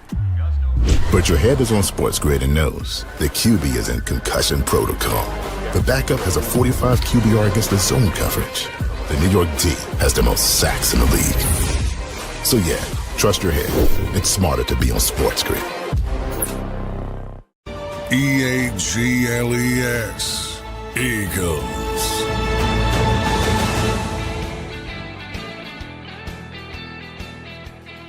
Wait a second here. Let me do something here. Hold on for a second here. FL.com. Here, let me do this here. Let me take this out of here and go over here. I've just been. Can you hold on here for a second here? I gotta find something out here. So let's go over here and we'll go over here. NFL.com.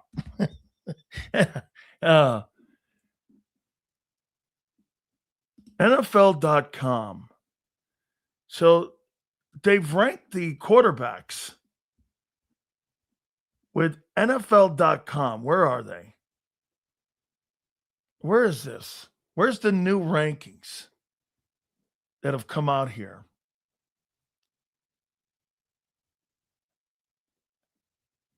Here we go. Okay. So let me go here. And Hurts. 21. And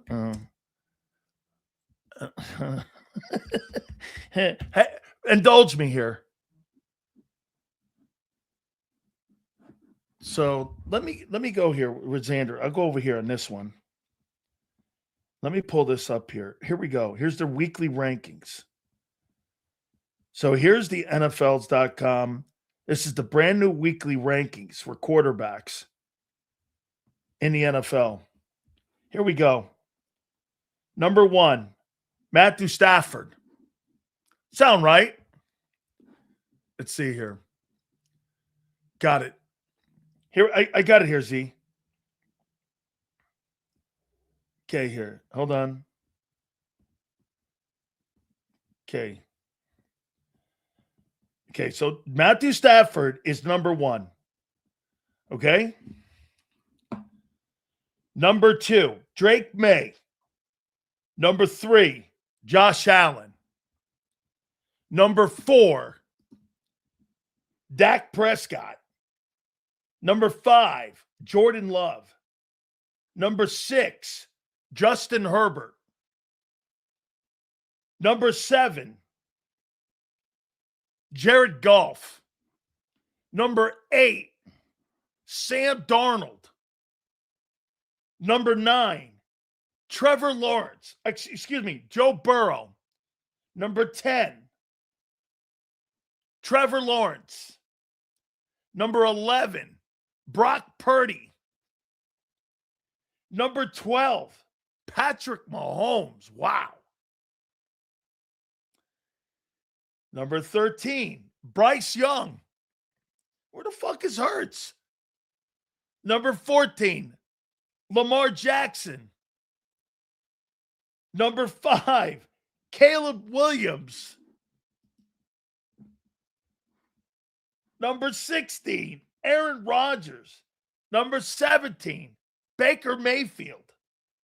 Number 18, Bo Nix. Number 19, Xander was right, Tagovailoa. Number 20, CJ Stroud.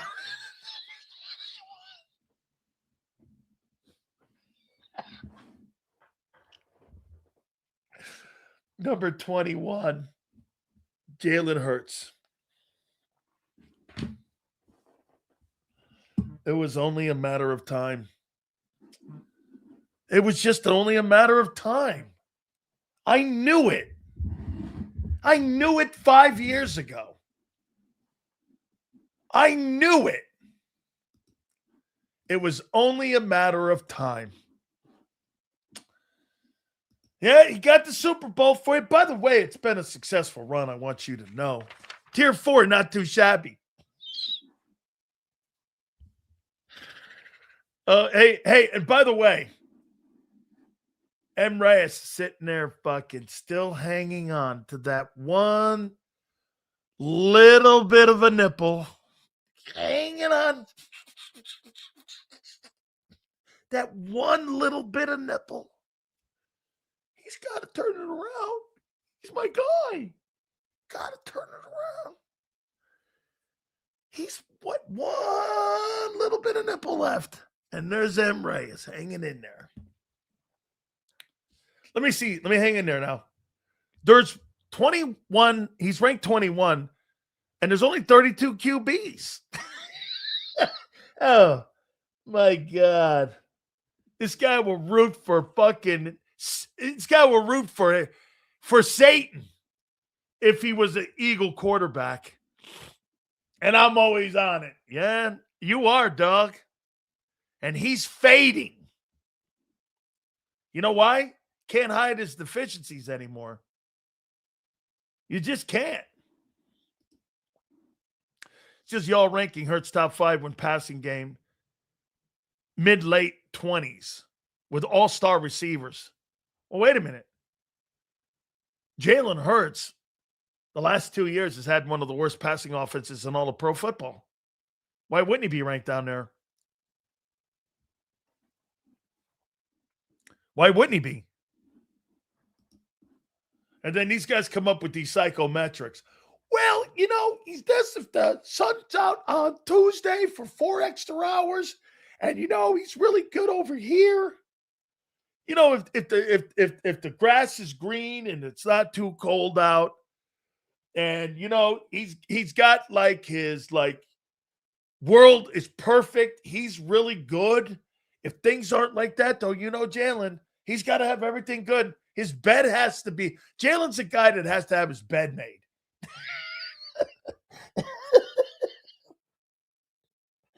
Oh, no. He is. He's a guy that he has to have his bed made. With the candies on it, Little mints. Little mints you go when you go into like a hotel. Little mints. This guy has his bed made. He does. His socks are all together too. It's all good. Right? He doesn't take anything off the floor. Are you fucking kidding me? He's got Bob Lang and M. Reyes to do that. Yeah. You know this, man. M. Reyes folds up Jalen's socks, folds his clothes, his T-shirts, all of that. That's his guy. You kidding me? This guy sucks the Similac. Oh, man. Sills better hope Hurts doesn't turn this thing around. He'll never will. The only way he turns around is if you get better players on the team. Get this. The fact that Mahomes is ranked 12th on this list is proof that positive that this list is trash. Well, hey, Patrick Mahomes is ranked 12th right now because Patrick Mahomes needs more help in his career right now. Can't carry a team like he once did. He needs to get some help on there. And by the way, I would never put Patrick Mahomes in any conversation with your stiff quarterback. Yeah, you know what they're saying too, by the way? Patrick Mahomes has an aging 36-year-old tight end and nothing else. Get him one wide receiver, he'll be back up there. What's Hurts' excuse? He's got two top-flight guys in their prime. Bro, get this. Anytime M. Reyes says Mahomes and Hurts, just start laughing at him. Seals, you think we get Burrow in the offseason? Boy, I'll tell you what. Remember, hey, you guys didn't want to hear this. I told you Joe Burrow is not going to finish his career in Cincinnati. No way. Remember I said that? All you guys said no way because of the money. That guy's not going to finish. He's not having fun. He doesn't want to be there anymore. Somebody's going to get Joe Burrow. Joe Burrow's going to force his way out along with his agent, Jimmy Sexton. They're going to get out of there. He is not going to finish his career in Cincinnati. Why? Why would he finish his career in Cincinnati? For what? By the way, it's not so much that they're losing. He's losing and getting beat up. Like, he can't even finish a year. Okay? Sills, do you think Travis Kelce calls it quits? Yeah. I think the Kansas City Chiefs should force him to call it.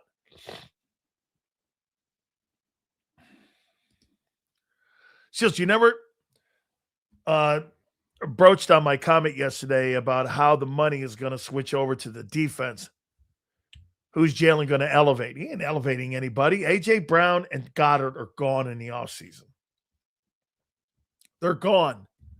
That's bro. This is it. You had a 5-year run with this guy. But you know what's going to happen? Tell me this, folks. M. Reyes and everyone come Sunday night are going to be glazing the fact that Hurts went for 250 and 3 touchdowns and 65 carries or 65 yards, and they win 28-10. And they're going to be back slipping on the banana peel again. And you'll be glazing it again like you always do. See, I told you. And I'm going to be like, that didn't tell me shit. Congratulations. For what? Doing your job and taking care of a shitty 2-win team? You'll be back to glazing. You'll be back to going, hey, look, he's back. And we'll be back to reality. And then you'll get into playoffs and get bounced as you will. Allen or Herbert, if we trade Hurts. Oh, my God. Are you kidding me? Hey, according to some of you that say that you've beaten Allen, Herbert's 2-0 versus your boy Hurts. So I guess I'm taking Herbert over Hurts, right? He's 2-0 versus you. 2-0, right? Look at this here. Then I'm going to say, eat crow. Congratulations, you beat the Raiders. He's going to take a victory lap beating the Raiders. Yeah. Be like a hamster going around a wheel. That's who M. Reyes is. Like a hamster going around a wheel. Chasing the fucking tail. This guy's good. This guy's good. This guy's good. You're like, no, he ain't. Stupid is, the stupid does, as Forrest Gump would say. Josh Allen on the Eagles would, oh my God. Josh Allen on the Eagles would be illegal. They would have to put people in witness protection. If Josh Allen was with that talent and with that defense, bro, you'd be destroying teams. Josh Allen on the Eagles. Oh, how could you ever get that? Imagine just dreaming of something like that. God. If the win and loss column matters, and this was right or wrong matter, I'd rather be right more times than wrong. And so far, we got more wins this season, more wins than losses that last 4 years. So we're not the Browns. Nobody's talking about you being the Browns. We're talking about winning a Super Bowl. You're talking about being the Browns? I'm talking about winning a Super Bowl. Who the fuck compares themselves to the Browns? You're looking at it like this. Well, at least we're not the Jets or the Browns. What kind of standard is that? That's a loser standard. Right? I honestly can't feel sorry for Burrow. What did he expect? Okay. That's right. To me, I would have said this. Instead of getting both wideouts, they should have sent T. Higgins shopping, and they should have sent him packing, I should say. And they should have signed and did what the Bears did. And they should have signed those offensive linemen. They got the kid from the Rams, and they got the dude from the Chiefs. That's what they needed to do. Instead of getting T. Higgins, why would you do that? You needed linemen. At least the Bears and Ben Johnson knew that. Ryan Poles knew that. For them to win, they needed O-linemen. Bears saw that. Okay? The Bears got better because they improved their O-line. That's how the Bears got it done.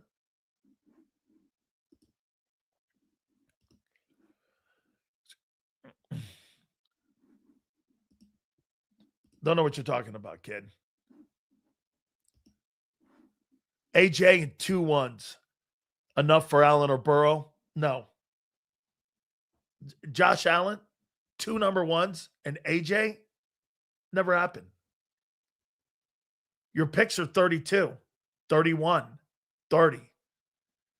So you're giving me high second-round picks for Josh Allen?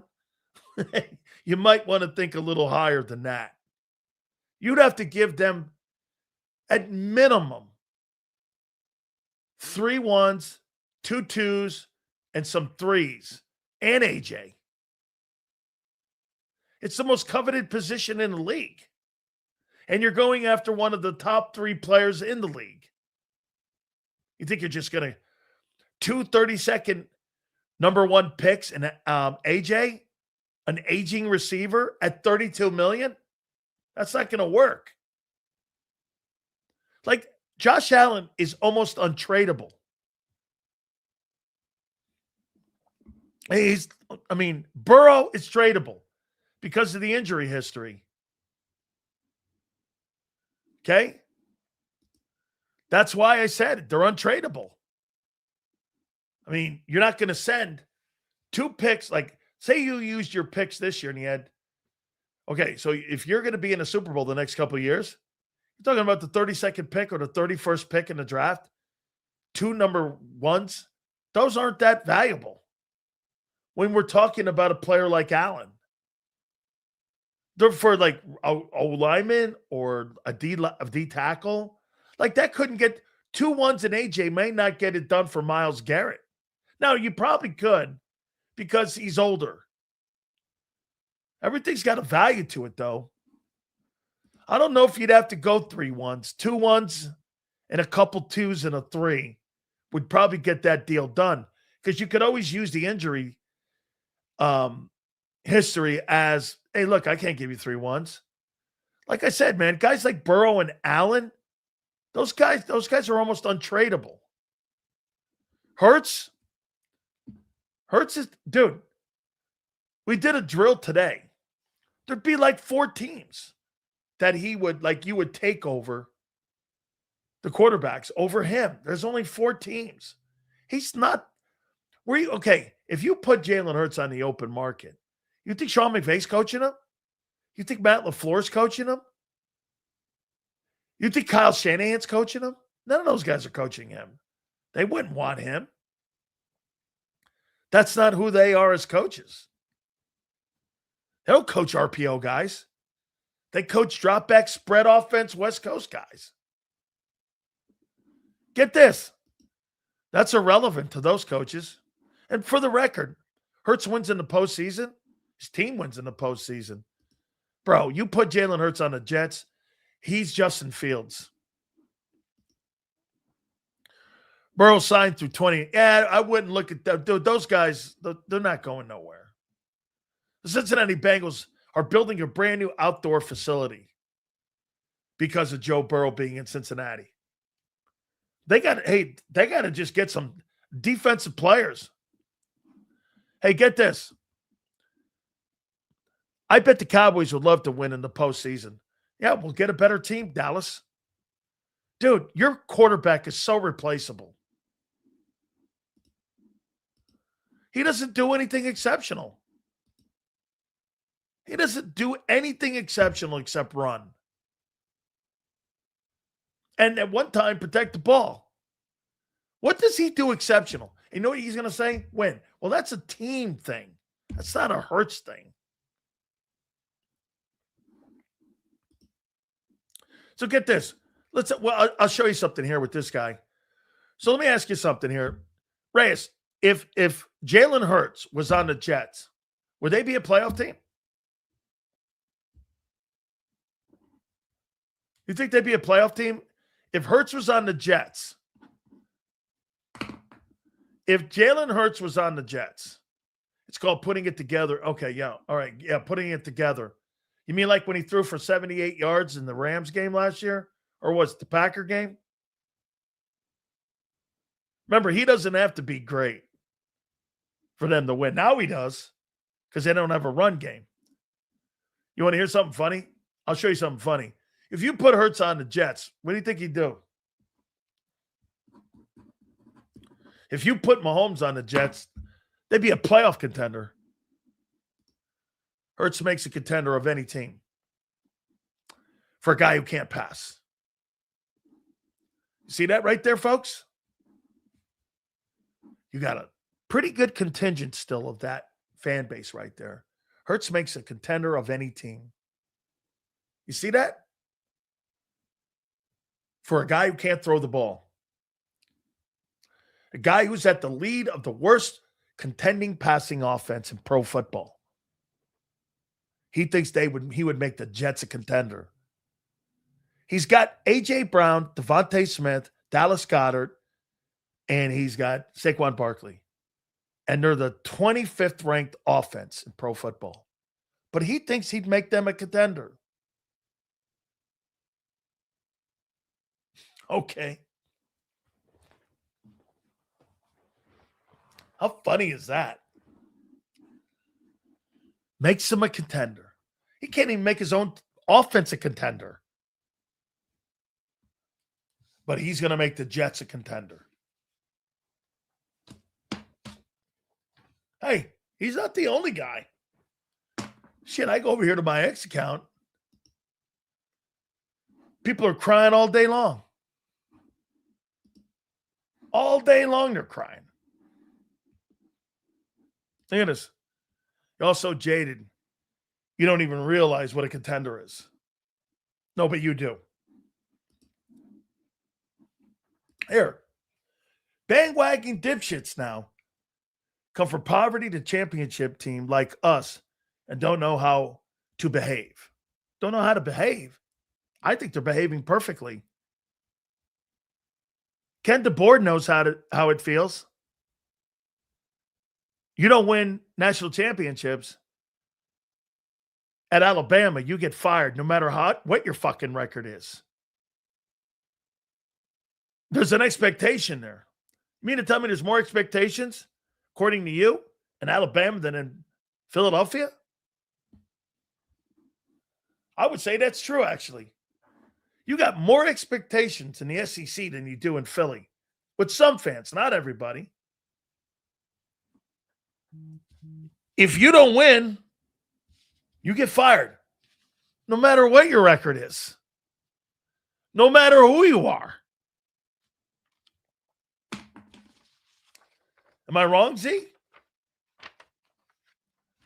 They wanted to fire Ken DeBoer after that Florida State game. He rallied the troops and got him into playoffs. Saved his job. Saved his job. By the way, his name is being brought up all kinds of jobs all over the country. Why? Because he's the Alabama Crimson Tide coach. He's got the premium. Dude, the media people are just ridiculous.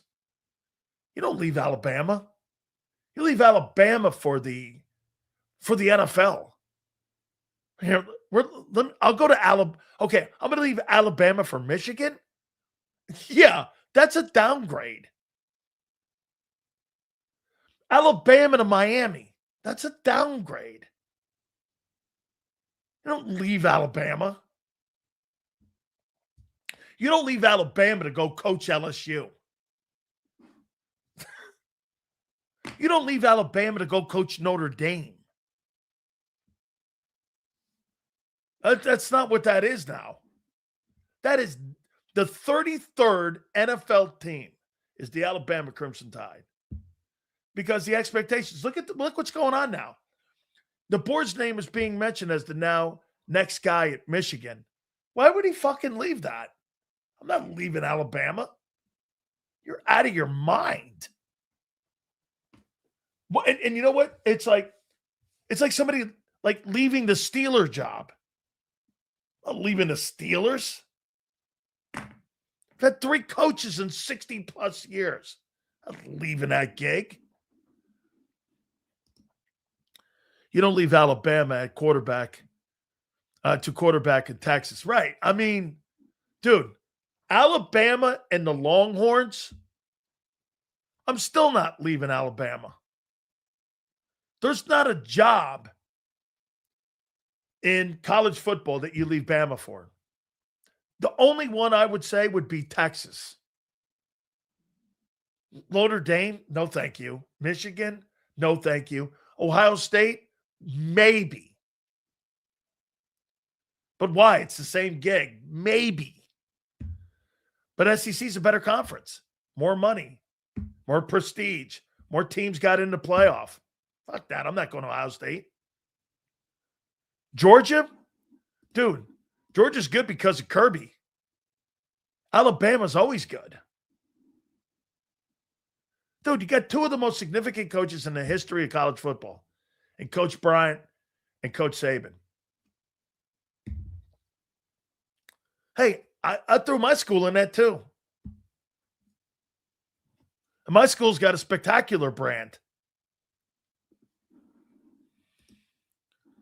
Seals, I never understand this argument. Who cares if the quarterback needs a good roster to win a Super Bowl? If the Eagles win the Super Bowl, I don't care who. Okay, right. Absolutely true.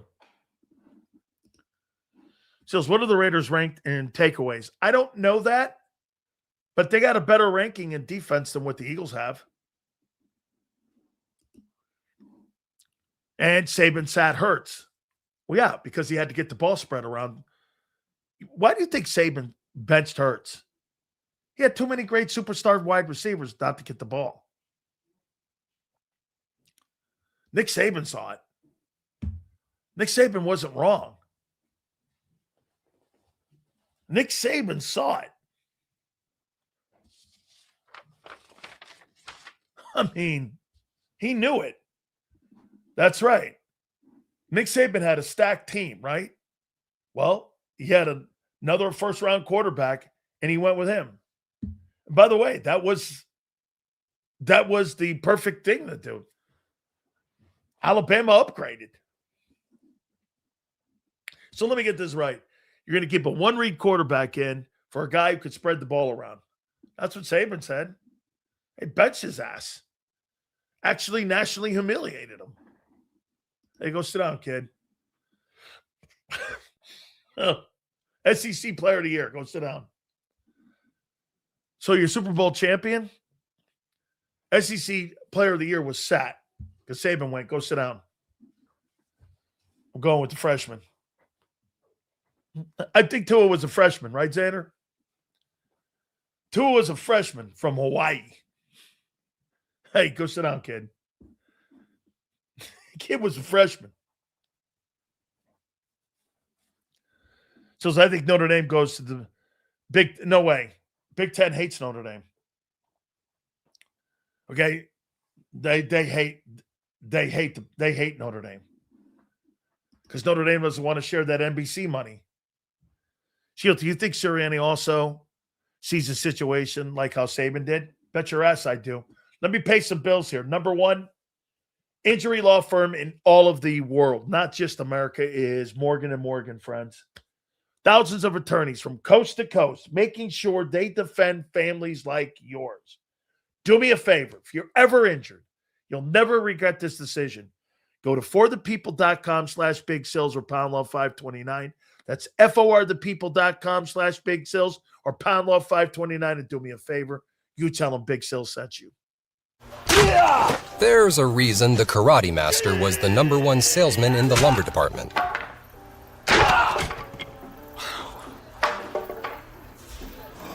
Karate. Just like there's a reason Morgan & Morgan is America's largest injury law firm. Injured? With over $25 billion recovered for our clients, there's a reason to go big. Morgan & Morgan, America's largest injury law firm. Ignite your nights with free live entertainment daily, only at Live Casino and Hotel Philadelphia's Center Bar. 7 days a week, enjoy some of the region's top party bands, performers, and DJs as they take the stage in the heart of the casino action. Great cocktails, live music, and lively moments. It's all happening at Center Bar at Live Casino and Hotel Philadelphia. Visit livecasinophilly.com for more details and the complete list of upcoming events. Must be 21 or older. Gambling problem? Call 1-800-GAMBLER. This is Eric. When he got injured in a car accident, he called Morgan & Morgan. He not only gets a lawyer, he gets trial lawyers like Sam and Jessica who are in it to win it. He gets his own investigators with briefcases, leather ones. And if you ever have questions, our customer service folks keep things rolling. Injured? We're your army. Morgan & Morgan, America's largest injury law firm. Welcome to the Jet Setters and the High Rollers, to the Shot Takers and the Tastemakers. Welcome to the Viewfinders, the Thrill Seekers, and the Night Owls. Welcome to everything you could possibly want on one 5-mile island. Welcome to the Wildwoods. Book your stay today. In our hometown, we all look out for each other. We go the extra mile to lend a helping hand. Thank you. We step up to keep our communities going strong. And at Independence Blue Cross, we're here to keep you going strong. We've been deeply rooted in our communities for more than 85 years. And that connection to members has earned us our spot as the #1 health insurer in the region. So while you look out for your neighbors, know IBX is always looking out for you. Blocked well and tries to cut through the middle. Your gut says Miami is going to win and you should take the over. Your gut also said your NFT selfies would only go up in value. They didn't. But your head is on Sports Grid and knows the QB is in concussion protocol. The backup has a 45 QBR against the zone coverage. The New York D has the most sacks in the league.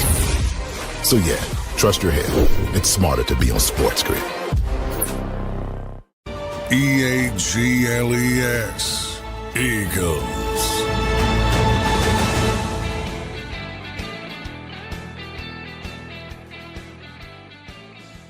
I got the Falcons upsetting the Bucs tonight. I'm going to take the Falcons tonight, upsetting the Buccaneers. I think Kirk Cousins is going to throw for a lot of yards tonight against that shitty secondary. So, all right, folks, we appreciate you. Football Friday coming up tomorrow. Thank you, Big Z. Thank you, Joe. We appreciate all of you. 2 to 6 tomorrow. Hit the like button on the way out, and we'll see you on the flip side.